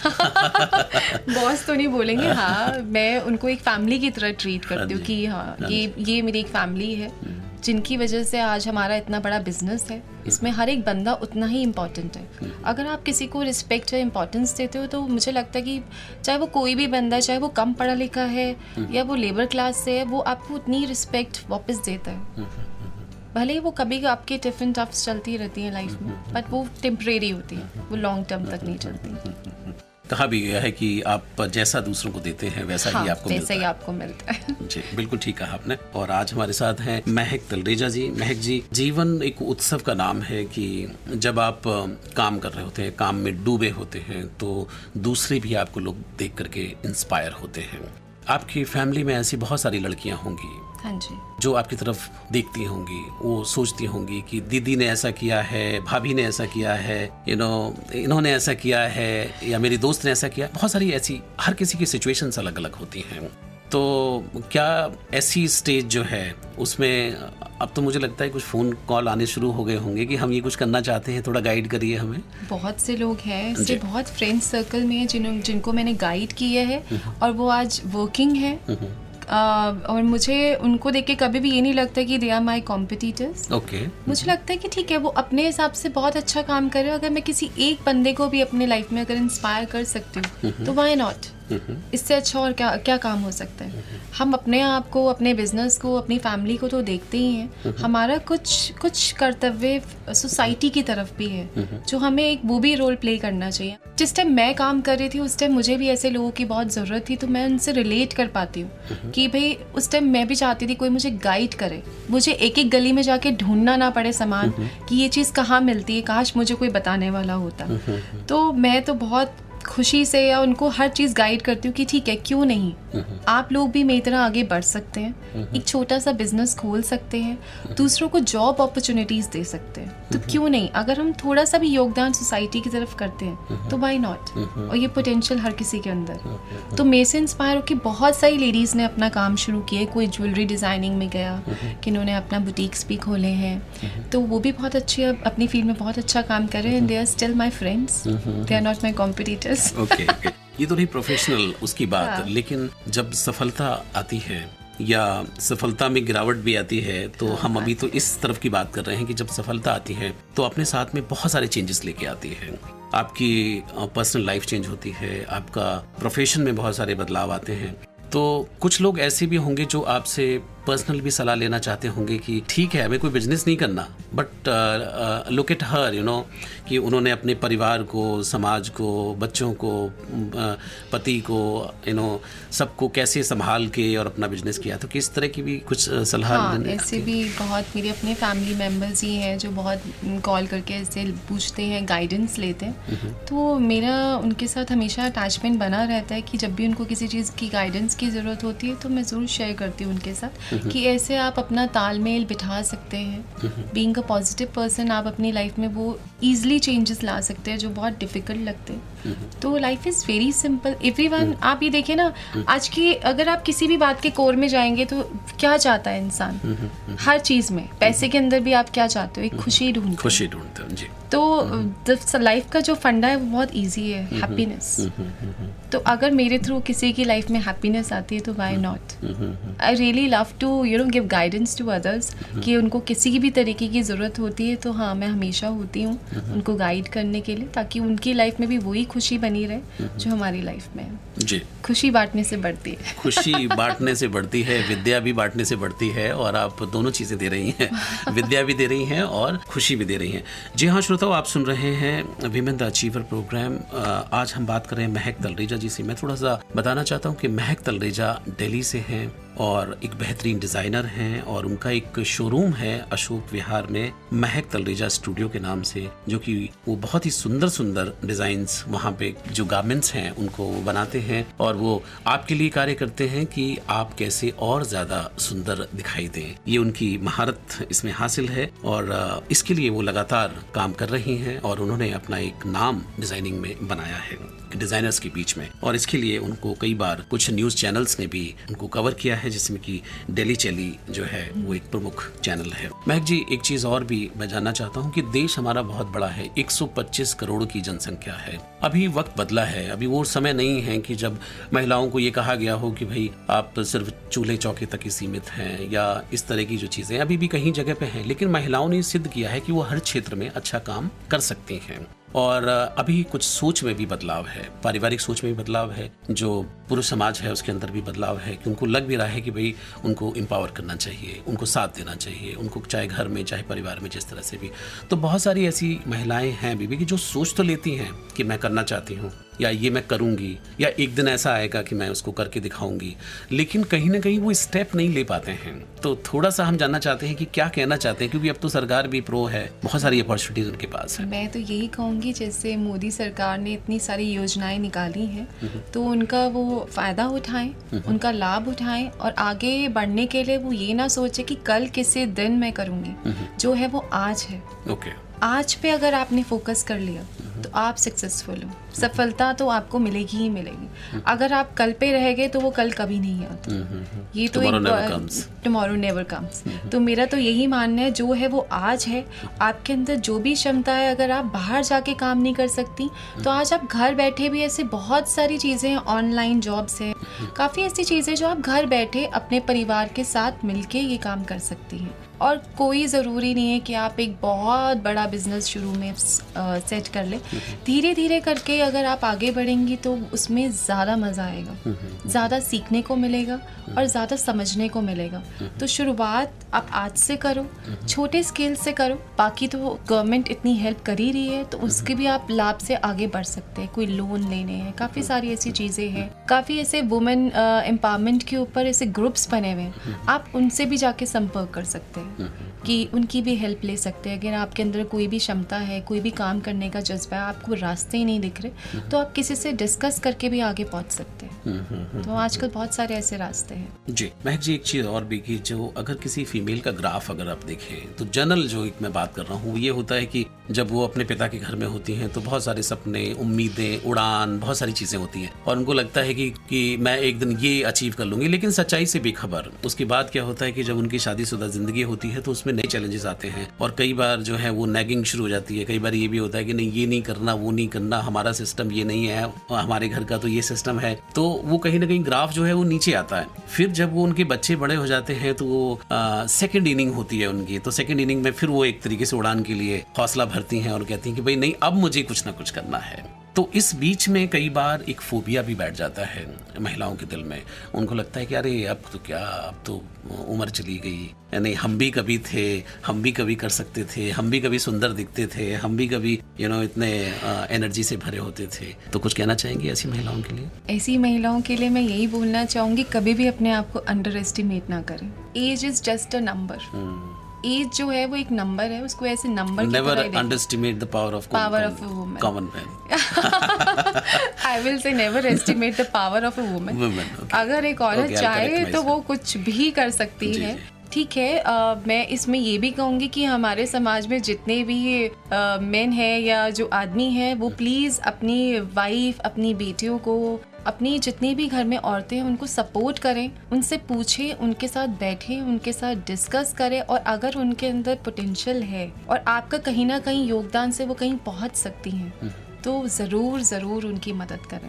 और औरतें, मैं तो ये कहूँगी कि हमारे समाज की जो औरतें हैं उनके अंदर इतना कल्चर और एवरीथिंग इतना अच्छा है, क्योंकि हमारी जो अपब्रिंगिंग होती है, हम कल्चर के साथ इतने अटैच होते हैं। तो हमारे यहाँ की औरतों को सिखाने की ज़रूरत नहीं पड़ती कि आपकी लिमिटेशंस क्या है। उनको दायरे अपने खुद पता है, तभी तो वो कहीं ना कहीं जाके सीमित हो जाती है कि हम नहीं कर सकते, क्योंकि हम कहीं ना कहीं सोसाइटी से, अपने बड़ों से, अपनी जिम्मेदारियों से इतने दब जाते हैं कि हम अपने आप को ही छोटा समझने लग जाते हैं। आप ये मत सोचिए कि आप छोटे हो। आप इतना कुछ अगर अपने परिवार को संभाल के चल रहे हो, मिला के चल रहे हो, वो भी अपने आप में एक बहुत बड़ा काम है, बहुत बड़ा मैनेजमेंट स्किल, बहुत बड़ा मैनेजमेंट है। 24 आवर्स आप एक सर्विस कर रहे हो, वो भी बिना पे के एंड एनीथिंग, मल्टीटास्किंग। तो आप उसको भी अंडर एस्टिमेट ना करें कि आप घर में बैठ के सिर्फ बच्चे संभाल रहे हैं, ये भी हर कोई नहीं कर पाता। अगर आप वो भी बहुत अच्छे से कर रही हैं तो उसको करते करते ही आपको रास्ते दिखने लग जाएंगे कि आप बिजनेस में भी कैसे कर सकती हैं, बिजनेस में भी कैसे, क्योंकि घर से ही शुरुआत होती है। शुरुआत जो है वो घर से ही होती है। बिल्कुल ठीक है आपने। और मैं ये कहना चाहता हूँ कि अगर आपकी सेकंड इनिंग है और उसमें आप करने का कुछ सोच रहे हैं तो ज़रूर महक की बातों से आप सहमत होंगी और ज़रूर अपने हौसलों को बुलंदियों पे पहुँचा सकते हैं, कर सकते हैं जो भी आप करना चाहते हैं। अगर आपके पास पैशन है तो जीवन में कुछ करने का जज्बा है तो तभी ज़िंदगी भी आपका साथ देती है। जी हाँ, हम आज बने हुए हैं महक तलरेजा जी के साथ में, जो कि एक बेहतरीन डिज़ाइनर हैं और उन्होंने अपनी मेहनत से ये सिद्ध किया है कि वो कुछ भी कर सकती हैं और अपने क्षेत्र में उन्होंने बहुत अच्छा काम किया है। महक जी, प्रोग्राम को समेटने का समय आ चुका है और मैं ये जानना चाहता हूँ कि जैसे एक बार अटल बिहारी वाजपेयी ने कहा था कि छोटे मन से कोई बड़ा नहीं होता और टूटे मन से कोई खड़ा नहीं होता, तो मुझे लगता है कि मन को भी हमेशा हौसलों को ऊपर रखना चाहिए, ऊंचाइयों पर रखना चाहिए, तभी बात बनती है। तो एक अचीवर जो है उसमें क्या खास बात होती है, हम महक से जानना चाहते हैं। अचीवर में मेरे को लगता है एक खास बात यही होती है कि वो किसी को मोटिवेट कर सके। क्या बात है। अगर आप किसी को मोटिवेट कर सकते हो, यू आर अचीवर। अदरवाइज आपने ऐसा कोई काम किया ही नहीं। अगर आपसे कोई भी एक बंदा इंस्पायर होकर अपनी लाइफ को कुछ चेंज करता है या पॉजिटिविटी लाता है, आप अपने आप में ही अचीवर है। सो मुझे ऐसा लगता है कि बहुत सारी ऐसी चीज़ें होती हैं जो आप अपनी लाइफ में करते हैं जो आपको काफ़ी बुलंदियों पे ले जाती हैं और आपको एक अचीवर बना देती है। जैसे आज मेरे साथ यहाँ पे हो रहा है, मैं यहाँ पे बैठी हूँ। मेरे लिए ये बहुत बड़ा मोमेंट है कि मेरा यहाँ आना और आपसे बात करना। एंड एक मेरा ड्रीम था बहुत पहले का कि मैं ऐसे रेडियो पे जाऊँ और कुछ बातें करूँ, लेकिन मुझे रास्ता नहीं पता। तो देखिए आज ये सपना भी मेरा पूरा हुआ है कि मैं आपके सामने बैठ के बात कर रही हूँ। वो भी सपना इसलिए पूरा हुआ है कि आपने ऐसा कुछ किया है। हाँ, आप कह सकते हैं कि आपकी नज़रों में मैंने कुछ अचीव किया, लेकिन आज भी मैं वही हूँ, महक तलरेजा, एक नॉर्मल लेडी कि जिसको बात करना बहुत पसंद है, काम से बहुत प्यार है, बच्चों से बहुत प्यार है, अपनी फैमिली से बहुत प्यार है। तो वैसे तो I am a common person, but अगर आप बोल रहे हैं अचीवर है तो थैंक्स टू यू। जी बिल्कुल। महक, हम अगर आपसे जानना चाहें कि आपकी कोई एक ऐसी खास बात जो हमेशा आपको किक देती है। जो मुझे किक देती है, believe in yourself. Believe in yourself. अपने ऊपर आप अपने फेथ पे जितना बिलीव रखते हैं, आपको उतनी ही सक्सेस, उतनी ही बुलंदियाँ, उतनी ही आपको हर चीज़ ज़िंदगी में मिलती है। मैंने अपने आप पे बिलीव किया कि हाँ, मुझे last year I went for the Mrs India contest as well. तो वो भी एक मेरा बचपन का सपना था, रैंप मॉडलिंग करना, तो मैंने वो भी पूरा किया। तो अगर आप अपने आप पे बिलीव करते हैं तो no matters what the time is going on, आपकी क्या एज चल रही है, आप किस एज में ट्रैवल कर रहे हैं, एज जस्ट अ नंबर। आप वो सब चीज़ें कर सकते हैं जो आप एक यंग एज में सोचते थे होता या अब नहीं कर सकते, ऐसा कुछ नहीं है। तो I achieve many things in my life कि जो मैं सोचती थी कि शायद मैं इतनी इंट्रोवर्ट थी व्हेन आई वाज यंग कि मैं शायद कुछ कर ही नहीं सकती। यू नो, एक आप कंजर्वेटिव फैमिली में रहते हो, इंट्रोवर्ट हो, आपको इतना एक्सपोजर नहीं मिलता, एंड यंग एज में शादी हो जाती, तो मैं भी कहीं ना कहीं रुक सकती थी, कहीं ना कहीं एक नॉर्मल हाउसवाइफ की लाइफ बिता रही होती। लेकिन एक अपने अंदर बिलीव था, एक फेथ था, yes I want to prove myself. मुझे कुछ ज़िंदगी में कुछ अलग करना है, कुछ बनाना है, कुछ अपना नाम क्रिएट करना है। तो ये जज्बा हर किसी के अंदर है, सिर्फ एक नज़र होनी चाहिए, एक पहचान, खुद को पहचानने की। यस, अगर आपने अपने आप को पहचान लिया तो एवरीथिंग इज सो इजी, आप कुछ भी अचीव कर सकते हैं। मैंने कहीं पढ़ा था, आप भी यहाँ पे बैठ के अचीवर अवार्ड्स में आके आपके साथ बात कर सकते हैं। जी थैंक यू सो मच। मैंने भी कहीं पढ़ा था कि इस पूरी धरती पर 7 करोड़ लोग रहते हैं और उनके भली शक्लें ना मिलती हों, विचार ना मिलते हों, इसीलिए ये कहा जा सकता है कि ईश्वर ने सबको स्पेशल बनाया है, क्योंकि कुछ चीज़ें मिलती नहीं हैं उनकी। हर आदमी स्पेशल है। तो ईश्वर ने आपके लिए कोई स्पेशल वर्क भी छोड़ा है धरती पर, और उस जॉब को ढूंढना ही वो चैलेंज है जो ढूंढ लेते हैं। हर इंसान एक अपने साथ एक मिशन लेके इस धरती पे आया जी, हमें उस मिशन को ढूंढना है। उस मिशन को ढूंढना है। अगर मिल गया तो सचिन तेंदुलकर हो गए। एनी आप उसको भी देखो, सचिन तेंदुलकर है, अमिताभ बच्चन है, जी। उन्होंने अपना मिशन ढूंढ लिया, yes this is our mission, and उसको पकड़ के रखा, उसको डगमगाने नहीं दिया। उतार चढ़ाव उनकी लाइफ में भी आए हैं बहुत सारे, ऐसे नहीं कि उन्होंने छोड़ के हिम्मत हार जाते तो आज शायद उनको हम याद भी ना कर रहे होते, शायद उनका नाम इतना फेमस नहीं होता। जी। तो उतार चढ़ाव से ना डरें, अपने ऊपर पे फेथ रखें, अपने भगवान पे फेथ रखें, अपने आप पे बिलीव है तो आप कोई भी समस्या, कोई भी उतार चढ़ाव जिंदगी का पार कर सकते हैं। क्या बात है, अपने ऊपर भरोसा। कुछ खास बात होती है अचीवर्स के अंदर, और आज हमने जाना कि महक तलरेजा जी से बात करके कि क्या वो खास बात होती है एक अचीवर की। उन्होंने बताया कि स्वयं पर विश्वास, खुद पर भरोसा, ये सबसे बड़ी बात है। अगर आप पर खुद पर भरोसा है, खुद पर विश्वास है, तो आप जीवन का कोई भी काम कर सकते हैं और जीवन में अथाह सफलता प्राप्त कर सकते हैं। जी हाँ श्रोताओ, आज हम बात कर रहे थे महक तलरेजा जी से, जिन्होंने हमें बताया कि किस तरीके से उन्होंने बहुत ज़्यादा एजुकेशन ना होने के बावजूद भी, कोई ट्रेनिंग ना होने के बावजूद भी एक ऐसा काम चुना जिसमें बहुत ज़्यादा कंपटीशन था, लेकिन उसमें भी उन्होंने नीश क्रिएट किया, एक बड़ा नाम कमाया, और आज हमें ये सौभाग्य मिला कि हम उनसे बातचीत करें रेडियो नोएडा 107.4 पर। महक, आज आप हमारे साथ आए, आपने बहुत अच्छी बातें शेयर की। मुझे लगता है कि इन बातों से हमारी उन देश की महिलाओं पर एक जरूर बहुत सुंदर प्रभाव पड़ेगा, उनको कहीं ना कहीं एक मार्गदर्शन भी मिलेगा कि वो भी जीवन में कुछ आगे बढ़ें और आपकी तरह से सफलता हासिल करें। बहुत बहुत शुक्रिया आपने हमसे बातचीत की। Thank you so much for calling me, such a wonderful show. अगर इस दिल्ली में एक या नोएडा में एक लेडी को भी इंस्पायर कर पाऊँ मेरे इस प्रोग्राम से, तो I am really thankful to God. इस भगवान का बहुत शुक्रिया अदा कि आपने मुझे बुलाया और मेरा कुछ बोलने से किसी एक की लाइफ में कुछ चेंज आता है, तो it's a big achieve for me. जी, वो कह रहे हैं कि उनके लिए बहुत बड़ा अचीवमेंट है। जी हाँ श्रोताओ, दूसरों को देना ही जिंदगी है और ये सबक जो है वो महक जी ने सीख लिया। महक जी, आपका दोबारा बहुत बहुत शुक्रिया, बहुत बहुत धन्यवाद। परिधि से निकलकर परिणीता बनने का सफर, गुप्त अंधेरे से निकलकर उजले सवेरे तक का सफर, एक साधारण महिला से सशक्त नारी बनने का सफर। सुनना न भूलें हमारे समाज की ऐसी ही महिला सितारों के किस्से हमारे खास कार्यक्रम विमेन द अचीवर्स में रेडियो नोएडा 107.4 मेगाहर्ट्ज पर।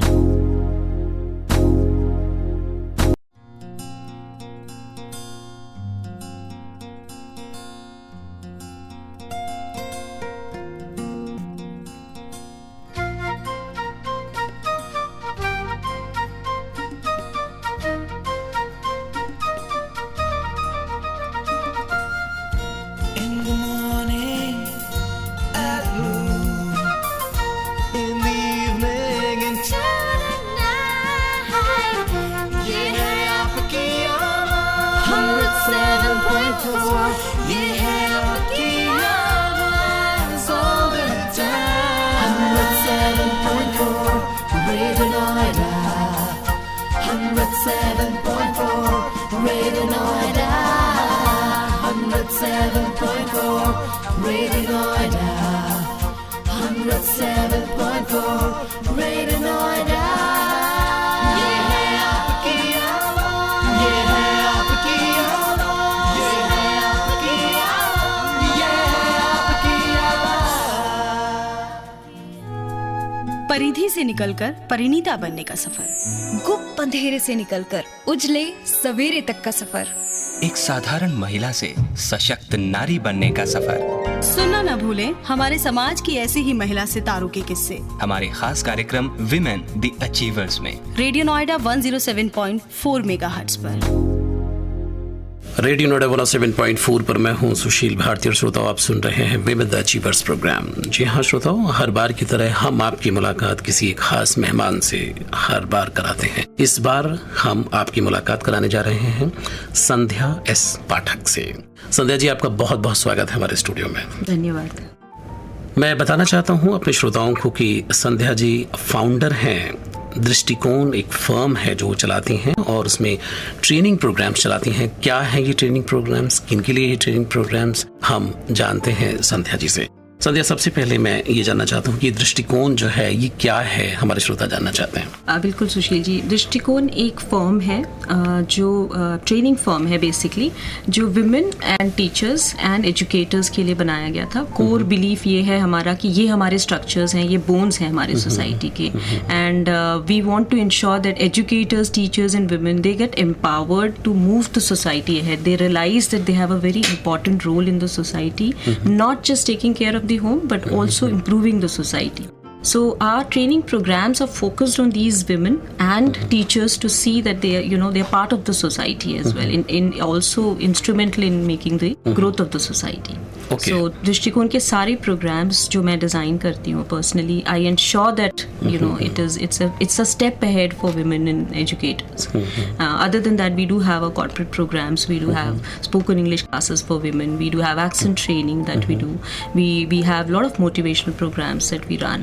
But the core still remains the same, that we would want to coach as many teachers and women in India, pan India rather, so that they get empowered to take one step ahead from what they are doing. Okay. ये जो शब्द है दृष्टिकोण, ये बहुत ही खूबसूरत शब्द है कि पॉइंट ऑफ व्यू हम कहें इसको। So is it different point of view which you are bringing out in your training program? Yeah, very brilliantly said. Point of view, I would say perspectives. हम जैसे किसी दुनिया को देखते हैं. Okay. तो दृष्टि is my daughter's name. Okay. And she came with a vision in my life that I strongly believe because after she was born is when I formed the name. दिमाग में तो था कि करना है बिजनेस हमेशा से या कुछ नया अपने लिए स्टार्ट करना है. बट दृष्टि का जो दृष्टिकोण था, so my child is 9-year-old, but she has a very different logic of the world. The way she sees and the way she expresses is very different. So उसके पर्सपेक्टिव से मुझे कहीं लगा कि मेरे को बॉक डाउन नहीं होना चाहिए, छोटी छोटी प्रॉब्लम्स को लेके बहुत परेशान नहीं होना चाहिए. There's a different perspective of the world that the children see. From that perspective is how I've designed my programs, that you know everything there is a solution. हम एक प्रॉब्लम को लेके बैठे रह जाते हैं, उसको सब छोड़ छाड़ के अगर हम सोल्यूशन बेस्ड शुरू कर देते हैं तो there's a different perspective to each problem, and that's exactly what we're doing with Drishtikon right now. So when we are coaching women, we are looking at a different perspective. अगर वो एक problem share करती हैं तो हम उनको solution based बताते हैं कि think of the solution rather than discussing the problem again and again. There is no end to it, right? So that is how Drishtikon, I think, is making that difference in the society. Yes. Lovely. Yeah. श्रोताओ, हम बात कर रहे हैं संध्या S पाठक से, जो बता रहे हैं कि किस तरीके से उन्होंने दृष्टिकोण की स्थापना की. एक फर्म है जो चलाती हैं दिल्ली के अंदर और ट्रेनिंग प्रोग्राम्स करती हैं एजुकेटर्स, टीचर्स और वेमेन के लिए, और काफ़ी सारे ट्रेनिंग के प्रोग्राम्स के माध्यम से उन्होंने लोगों की ज़िंदगी को बदला है और एक अपने तरफ से जो भी उनका प्रयास है उससे वो बदलने की कोशिश कर रही हैं. हमारे इस प्रोग्राम में वो शामिल हैं. आज आप सुन रहे हैं विमेन द अचीवर्स प्रोग्राम. जी हाँ श्रोताओ, इस प्रोग्राम में आज हम आपकी एक नई मेहमान से मुलाकात करा रहे हैं जिनका नाम है संध्या एस पाठक, जो कि फाउंडर हैं. दृष्टिकोण एक फर्म है जिसकी स्थापना उन्होंने की है और उसमें वो कई सारे ट्रेनिंग प्रोग्राम्स चलाती हैं. संध्या, आगे बढ़ाते हैं इस डिस्कशन को. मैं ये जानना चाहता हूँ कि एक विमेन एंटरप्रेन्योर जो कि जब स्टैब्लिश हो जाती है, जो उसके पास चार पैसे भी होते हैं, समाज में इज्जत भी होती है और एक सम्मान की भावना भी एक पैदा होती है, लेकिन कोई भी जो अचीवर है या कोई भी जब आगे बढ़ता है तो उसकी कहीं ना कहीं कुछ यात्रा जरूर होती है. तो थोड़ा सा मैं जानना चाहूंगा कि आपका क्या बैकग्राउंड है, आप कहाँ से शुरुआत आपकी हुई और आप कहाँ की रहने वाली हैं? बिल्कुल सुशील जी, मैं ओरिजिनली केरला की हूँ, बट पापा हमारे बोकारो स्टील प्लांट, अगर आपने सुना हो, झारखंड में सेल के अंतर्गत काम करते थे. पापा की एक विजन थी कि वो खुद एजुकेटेड नहीं थे, वो 10th क्लास पास थे और उनके बाद से उन्होंने नौकरी की. उनका विजन ये था कि मेरी फैमिली में सब पढ़ेंगे, तो उन्होंने सबसे first step I think women empowerment का मेरे घर से स्टार्ट हुआ. उन्होंने मेरी मम्मी को पढ़ाया. शी वॉज 10th पास, उनको हिंदी नहीं आती थी, केरला से शादी होकर ऑब्वियसली आई थी पापा के साथ. उन्होंने मम्मी को BEd, MA और BA मतलब पूरा जितने भी कोर्सेज हो सकते हैं, 12th का भी एक कॉरेस्पॉन्डेंस सब कुछ करा के उनको एजुकेट किया. So that was the biggest step I think he took, क्योंकि मैं एजुकेटेड नहीं हूँ तो एटलीस्ट मैं अपनी वाइफ को एजुकेट करूँ. तो उनका बहुत स्ट्रॉन्ग बिलीव था कि you know girls should get educated. And हमारे घर में मेरी दीदी भी उतनी ही पढ़ी लिखी हैं, पोस्ट ग्रेजुएट हैं, मैं भी पोस्ट ग्रेजुएट हूँ. बट इस पूरे दौरान जब उनका मतलब एजुकेशन पे इतना फोकस था कि वो साइड की चीज़ों के लिए उनका फोकस जीरो था, कि extra curricular should be zero. And somewhere my mom had a very different vision. उनका था कि एक्स्ट्रा करिकुलर में बैलेंस होना चाहिए, एज इन कि आप म्यूजिक भी सीखो, डांस भी सीखो, and you should be a speaker, you should talk. तो मुझे लगता है वो एजुकेशन और इसका जो एक बैलेंस मुझे अपने घर में मिला, कि मम्मी कोशिश करती थी, जबकि अलाउड तो नहीं था हमें गाना सीखने या डांस या किसी भी तरीके इस तरीके का माध्यम को अपनाने का. मम्मी एक बहुत परफेक्ट बैलेंस थी हमारे लिए. तो मुझे लगता है वो कहीं ना कहीं एजुकेशन और एक एक्स्ट्रा करिकुलर जो आपकी पर्सनैलिटी बिल्ड करता है वो वहीं से स्टार्ट हुई. Okay, I did my schooling from Chinmaya School, which is actually by the vision of Chinmayanand Swamiji. I don't know people know about him, but he was one of the person who actually translated Gita in a way where students could understand Gita in a very simplistic, humorous, witty, बहुत मजाकिया तरीके से वो गीता को convert करके हमें सुनाते थे स्कूल्स में. मुझे उस टाइम का याद है. तो मेरे लिए I think culture wise also I got a very cultural heritage, because Chinmaya में पढ़ी थी. तो personality camps I think started when I was in 5th standard. So exposure wise हमें बहुत स्टार्टिंग से exposure in terms of Indian culture heritage वो मिला है.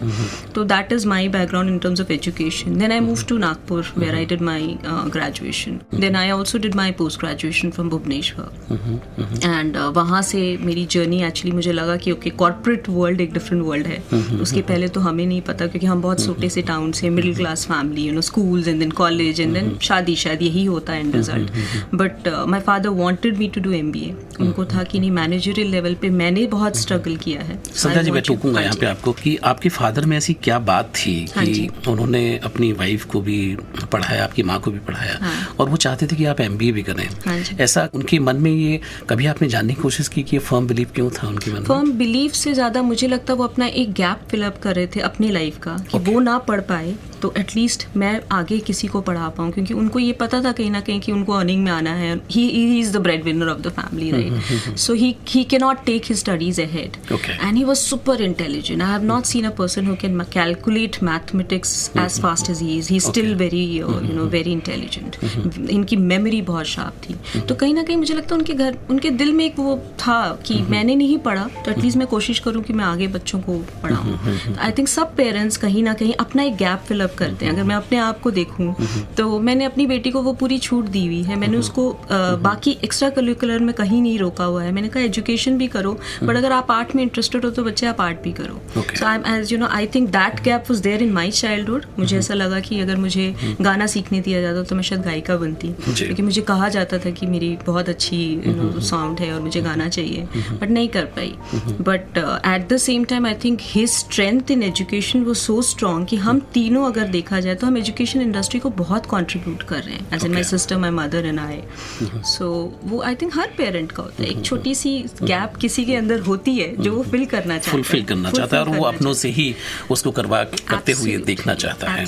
जी हाँ श्रोताओ, आज हम बात कर रहे हैं संध्या एस पाठक से, जो कि फाउंडर हैं दृष्टिकोण के, और उन्होंने बड़े खूबसूरत तरीके से बताया कि किस तरीके से उनके फादर ने उनकी मदर को इनकरेज किया पढ़ने के लिए, और उसके बाद अपनी बेटियों को भी उन्होंने अच्छी से अच्छी शिक्षा दी. मुझे लगता है कि एक बड़ा दिल होना बहुत जरूरी है, और शायद मुझे लगता है कि पुरुषों की सोच अगर इस तरह की हो जाए तो बहुत सारे प्रोग्राम हम विमेन द अचीवर्स के कर सकते हैं.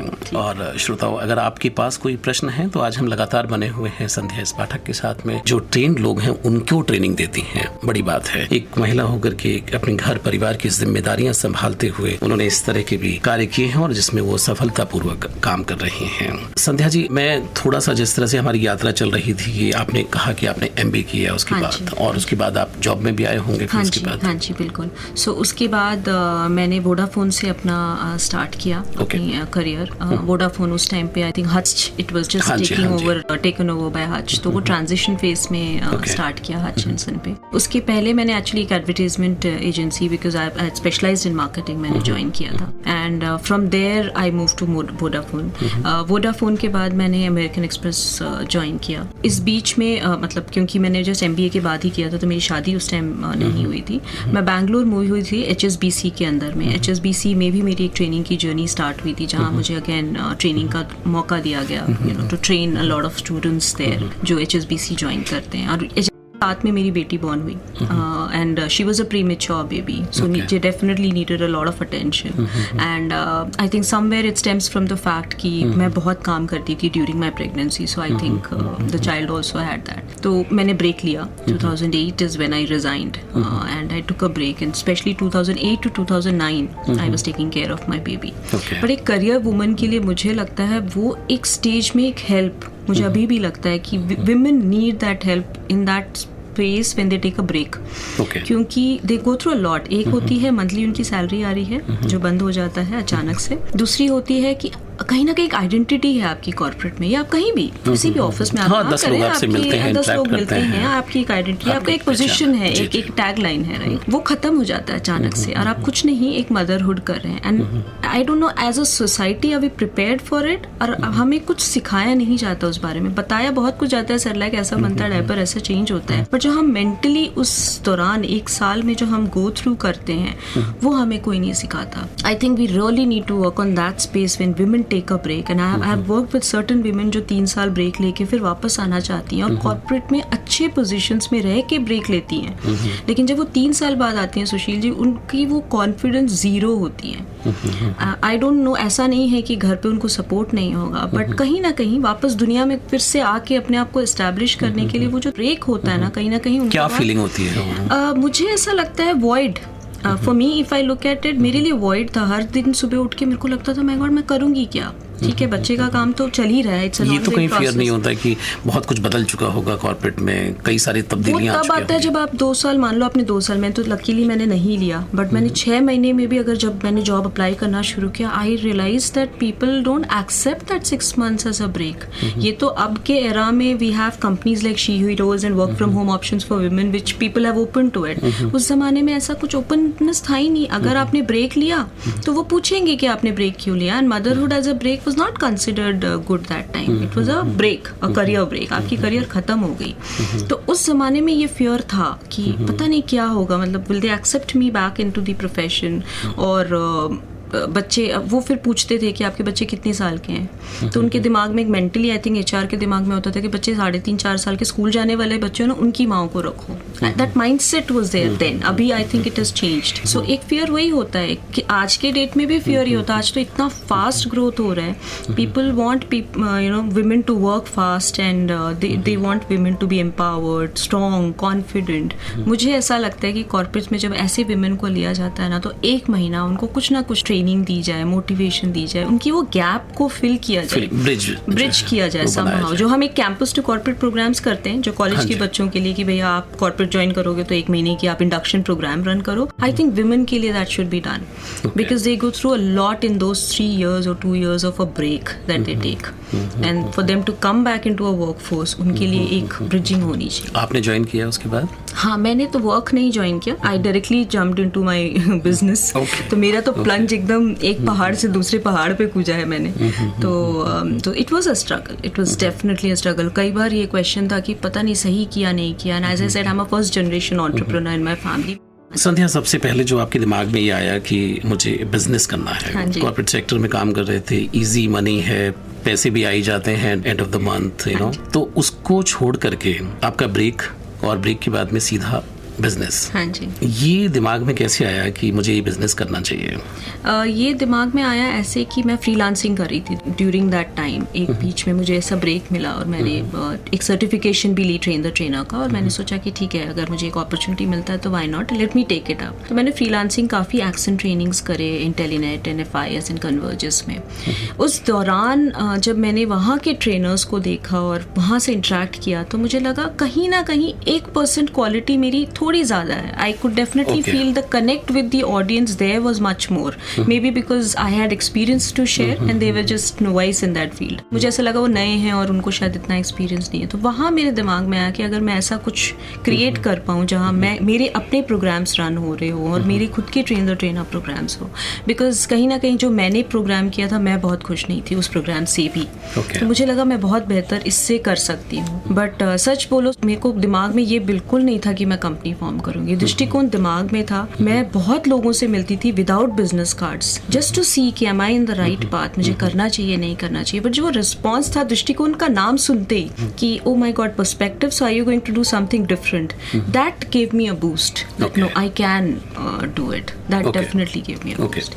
संध्या, इस मौके पर बहुत सारे लोग आपको मिले होंगे, कुछ खास लोग दृष्टिकोण की जर्नी में जिन्होंने सपोर्ट किया, कुछ खास लोगों ने? बिल्कुल, सबसे बड़े सपोर्ट थी मेरी एक पार्टनर श्रद्धा रॉबर्ट। हम दोनों एमएक्स में एक ही साथ काम करते थे, और जब उन्होंने एमएक्स छोड़ा उनकी भी जर्नी कुछ ऐसी ही काफ़ी बहुत डिफिकल्ट जर्नी था, because she again was a bread winner of the family, तो she was the only one earning. तो हम दोनों, जब मैंने दृष्टिकोण स्टार्ट किया, I took her into Drishtikon and we work together. We definitely had financial challenges, so कहीं ना कहीं मेरे अंदर वो प्रेशर था कि मुझे उनको हर महीना एक सैलरी तो देनी ही है, बट हर सपोर्ट कि नहीं आप वो प्रेशर मत लो, we'll manage, that was very important for me at that point of time when Drishtikon started. और obviously at one point we were not doing too good, तो मुझे लगा कि नहीं, मेरे को उनको फ्री कर देना चाहिए, और उन्होंने जॉब ज्वाइन किया and she is thankfully coming back again to join Drishtikon where we have reached the stage.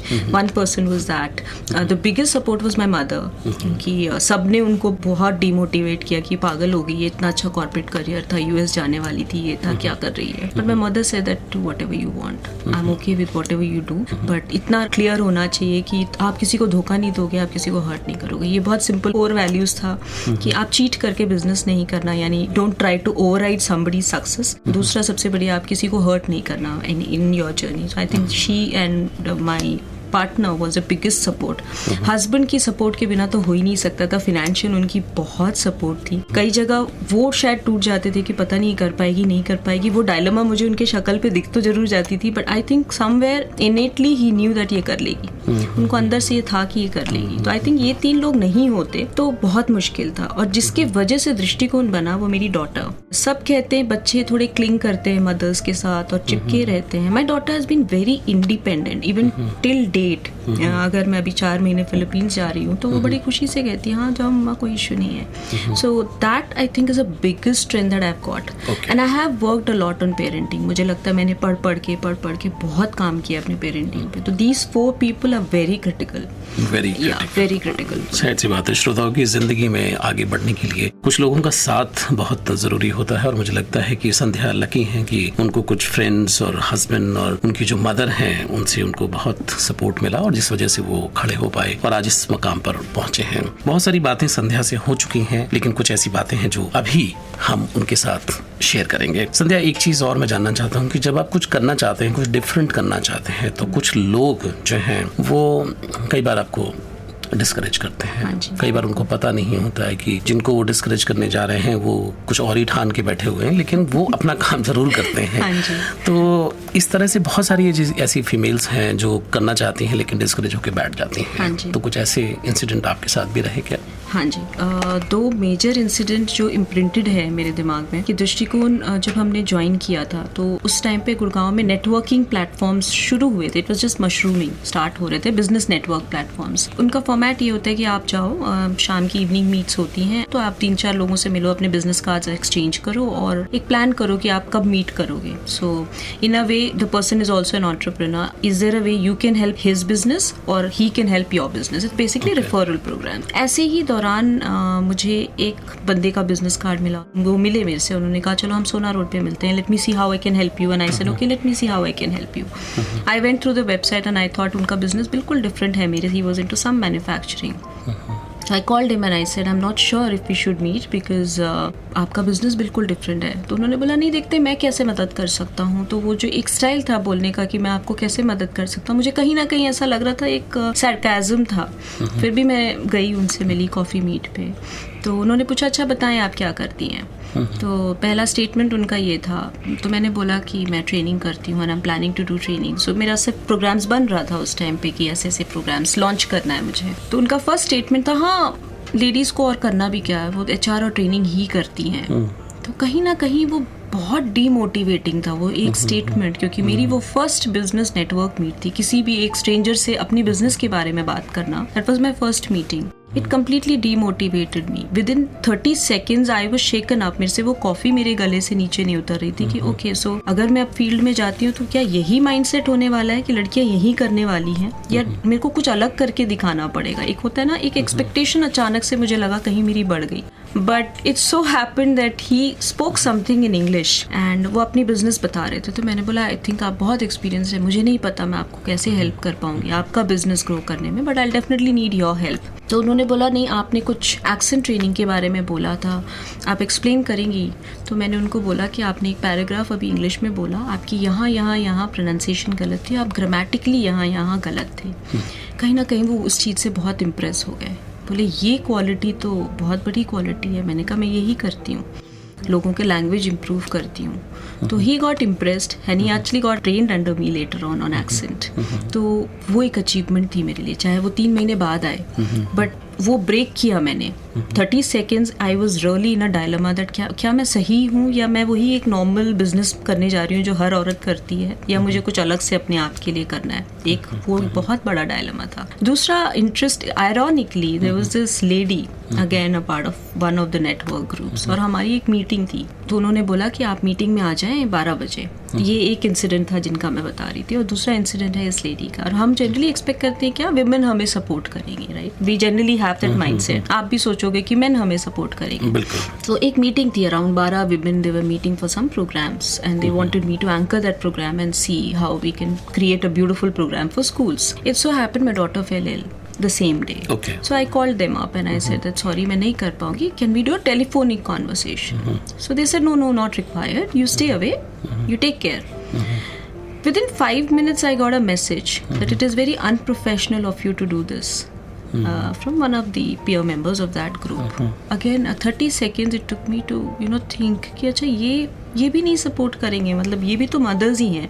Why can't they understand that I'm actually going through something and I'm ready to do a telephonic conversation? तो उस दिन मुझे ये setback था कि women को support नहीं करेंगी. वो एक सेटबैक भी मेरे लिए था क्योंकि कहीं ना कहीं मैं बहुत कंफर्ट जोन में थी कि विमेन विल सपोर्ट. तो I decided come what may I am going to support women, चाहे वो गंदे से गंदे टाइम पे जा रही हूँ. It is about understanding each other. तो ये दो बहुत क्रिटिकल थे, है तो बहुत सारे बट ये बहुत दो क्रिटिकल हैं जो मुझे जिन्होंने थोड़ा सा हिलाया मुझे कि नो आई थिंक सोचने पे मजबूर किया.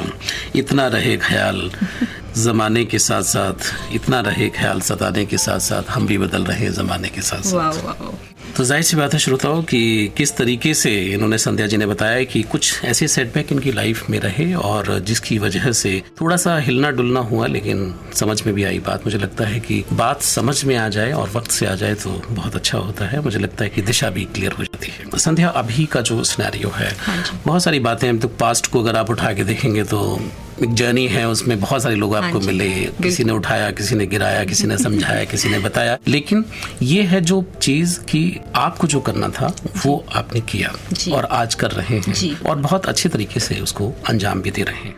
ये जो ट्रेनिंग है क्यों जरूरी है, किस लिए, क्या वाकई आपको लगता है कि इससे सोसाइटी में कोई डिफरेंस पैदा हो रहा है? बिल्कुल सुशील जी, सोसाइटी में डिफरेंस पैदा करने के लिए तो मुझे आई थिंक 10,000 से 20,000 लोगों को ट्रेन करना पड़ेगा on a particular concept. But I am glad कि मेरे जैसे और भी लोग हैं जो इसी टाइप के ट्रेनिंग्स भी कर रहे हैं और मेरे ख्याल से हम सब एक साथ मिलकर एक मूवमेंट में हैं जहाँ हम पूरी सोसाइटी को चेंज कर रहे हैं. बट मैं कहूँ अगर एक एक आदमी की, मेरे टारगेट्स बहुत सिंपल था कि अगर मैं 10 साल बाद भी अपनी लाइफ में देखूँ, मुझे 2-3 लोग वो मिले जो आके कहें कि संध्या जी अगर आप उस दिन नहीं होते तो शायद मैं गिर जाती, या I would have committed suicide, और I would not have started this business because you were there.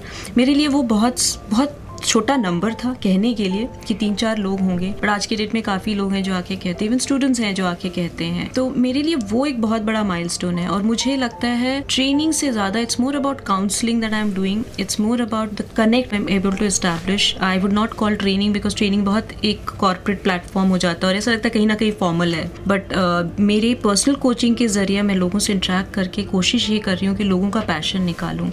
कई लोग इस रट में है, कॉर्पोरेट रट जिसको हम कहते हैं, कि वो 9 से 6 काम कर रहे हैं, bread butter, but they need passion is something else. Through my personal coaching programmes what I am trying to do is help them find their passion and understand who they are. कहीं ना कहीं उनसे ये कह रही हूँ आप नौकरी मत छोड़ो obviously, but at the same time अगर आपकी सिंगिंग एक पैशन है, take out that time and work out. Thankfully, I have beautiful connects in Gurgaon. So, मैं musicians हो या classes हो, I can connect people to those passions. I'm able to tell them examples of how you can set up that business or maybe learn that particular art. तो मुझे लगता है वो एक बहुत ज़रूरी है सोसाइटी में. कहीं ना कहीं मेरे बचपन में मुझे लगता है वो एक मिसिंग था, एक एलिमेंट था कि आज भी अगर मुझे कहीं ना कहीं डिप्रेशन होती है तो मैं म्यूजिक सुनती हूँ और मुझे लगता है मैं गा सकती हूँ. बट मुझे लगता है कहीं ना कहीं अब टाइम नहीं बचा कि मैं सीख सकूँ दोबारा, which I am doing again. I am getting into music and I'm learning. I'm breaking that norms कि कोई 40 साल का हो जाता है तो ऐसा नहीं है कि कुछ सीख नहीं सकता. I am getting into dancing again so that I dance and I learn dancing. तो मुझे लगता है ये ट्रेनिंग, ये जो मैं काउंसलिंग कर रही हूँ, मैं मास्टर्स में पहुंचाऊँ कि अगर आपके पास आर्ट है, आप आर्ट भी लो और आप एजुकेशन भी लो. There is a balance that you can create. It's not only about 9 to 6 earning, it's not about getting a salary paycheck on 30th. तो इट्स फॉर टीचर्स ऑल्सो. मैं कहीं ना कहीं उनको ये अवेयरनेस देना चाहती हूँ कि बहुत क्रिटिकल रोल है उनका सोसाइटी में. When they talk to children, उनको ये याद रखना चाहिए कि बहुत बड़ा इम्पैक्ट क्रिएट कर रहे हैं उनका एक स्टेटमेंट से. वो जो लैंग्वेज यूज करते हैं वो ट्रेनिंग हम उनको दे रहे हैं कि आप बच्चे के साथ जब एक यूज कर रहे हो, be very clear of what you are talking to the child. आप चाइल्ड की साइकोलॉजी को समझो, वो बहुत जरूरी है. तो इसलिए मुझे लगता है कि ये ट्रेनिंग्स हमारे कहीं ना कहीं काम आएंगे. Let's see we can take it to pan India. जी संध्या, आप एक लाइट थ्रो कर रही हैं, लोगों को रोशनी प्रदान कर रही हैं कि वो किस तरीके से उन अंधेरों से बाहर आकर उस रोशनी में वो जीवन की सच्चाई जो है और खूबसूरती है उसको देख सकें. मुझे लगता है कि एक अचीवर का जो काम है वो यही है.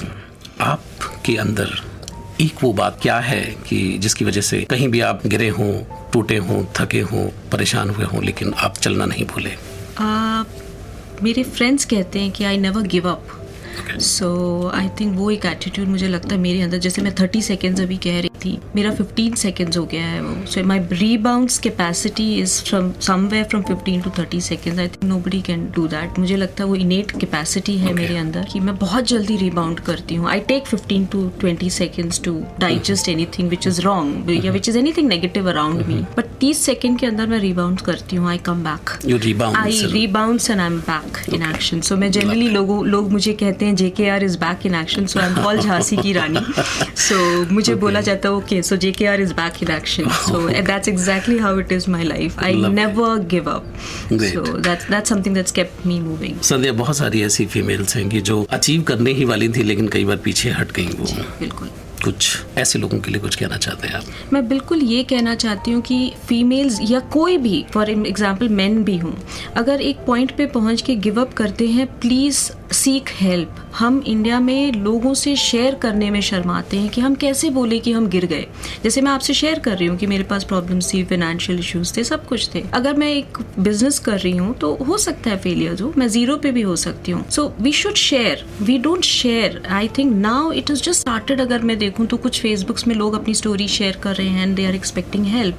ये एक बहुत बड़ा प्लेटफॉर्म होना चाहिए. मुझे लगता है स्टूडेंट्स को एक प्लेटफॉर्म मिलना चाहिए ताकि वो सुसाइड्स ना करें. कई स्टूडेंट्स से मैं बात करती हूँ, those children have suicidal tendencies because of the pressure that's put on them. मुझे लगता है सबके लिए, इररिस्पेक्टिव ऑफ एनी जेंडर, मेरा ये कहना है कि आप प्लीज हेल्प सीख करो. Call up your best friend, call up your mother, call up friends and seek help because definitely there is a solution. And अगर आप कर भी रहे हो 5-10 मिनट अपना ब्रेक लो, जो भी कर रहे हो, एंड थिंकिंग प्रोसेस को ब्रेक करने की कोशिश करो. Do something that you like in that 5 to 10 seconds. Break what your thinking. वो चेन ऑफ थॉट्स होती है डिप्रेशन की, वो जब जा रहा होता है तो चल ही रहा होता है. सो 2 things I would always say, seek help. किसी भी तरीके से लोगों को रीच आउट करो, अपनी स्टोरी शेयर करो. शर्माओ नहीं. सोसाइटी में लोग हैं जो सुनते हैं, जज नहीं करते हैं. तो आई थिंक वो एक इनहिबिशन ब्रेक करनी है कि we should share and seek help from people. Seek help from people.